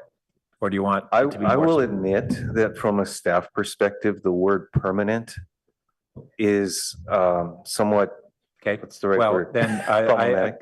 What would be alternative wording that you would Should we call it ongoing, Durable. or fixed or longer term? Do you need any adjective there? Or just parklet structures? Just parklet structures. Yes, okay. Okay, we'll just delete the word Yes. permanent. Thank you. Thank you. Appreciate that sensitivity. I'm going to second this. I don't need to speak to it any further. Did we get an affirmative from our designer and staff that they understand that this is looking at structures and side windows and roofs and the whole? Yes. Okay. Yeah, it's basically its solutions are going to be all round, all year weather solutions that can actually be visible, and transparent. I mean, I think we're pretty clear on all the elements that would compose doing that. Yeah. Which could involve some that already exist or partially exist, such as 1 or 2 restaurateurs say, we just need to put a roof on and we're good to go. And we want to put $30,000 into it tomorrow and get going. So we want to include that in the analysis. Yeah, okay. Absolutely. I mean, we're going to continue to do more work with our merchants and to make sure that we come up with solutions that meet what their needs are. So, okay. Yeah. I just want to make sure that the words in the memo, in the motion, yeah, were understood in terms of marching orders there. So, yeah, I mean, I understand what it is. It might not necessarily be standards. It might end up being guidance. It might be, pre-approved plans. There's like a whole set of things that it could be. But I think that, pursuing solutions for how to address sort of all year weather, I think would be, if we're going to get into that fine tuning, we could do something along those lines. Okay. Any other discussion on the motion that's been made and seconded? I, as the seconder, would like to say something, if I Yes, may. good. Thank you.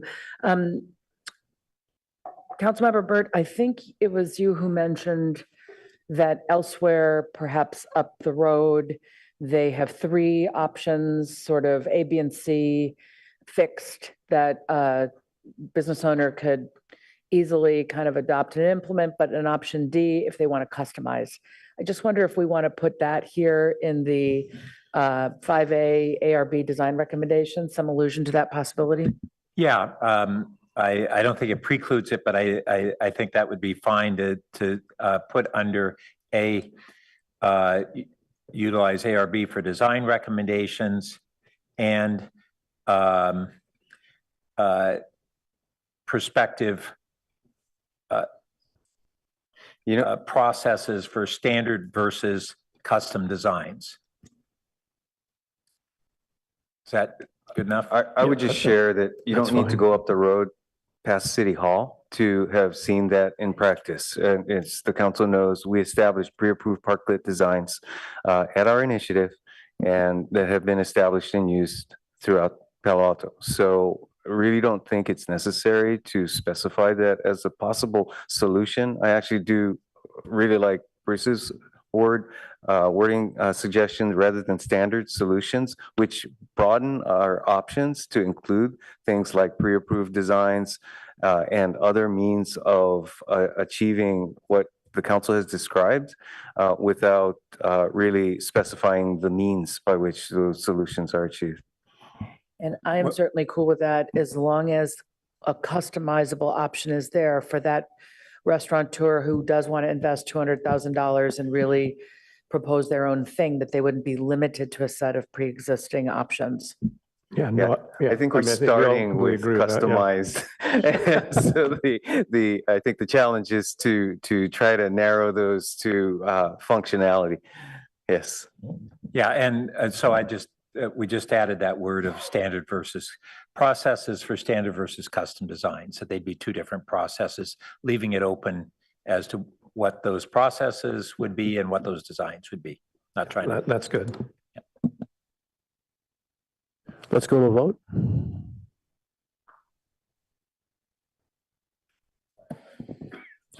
Councilmember Lithcott-Heames, Why, yes. Councilmember Rectal, Why, yes. Mayor Lowing, Yes.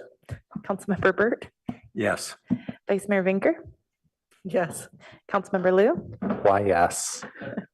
Motion carries 601. Councilmember Stone absent. Great. Good work, team. Team out here, team out there, and the team up here. And we still have a lot more work to do is the bottom line. So I found six more things that I thought we should get to tonight. So we're not too busy in August, but now I'm too tired to do them. So AA3 and AA4. that's right. So thanks for all your work. Let's go to halftime and we'll see you in the second half of the year. Thanks. Good night.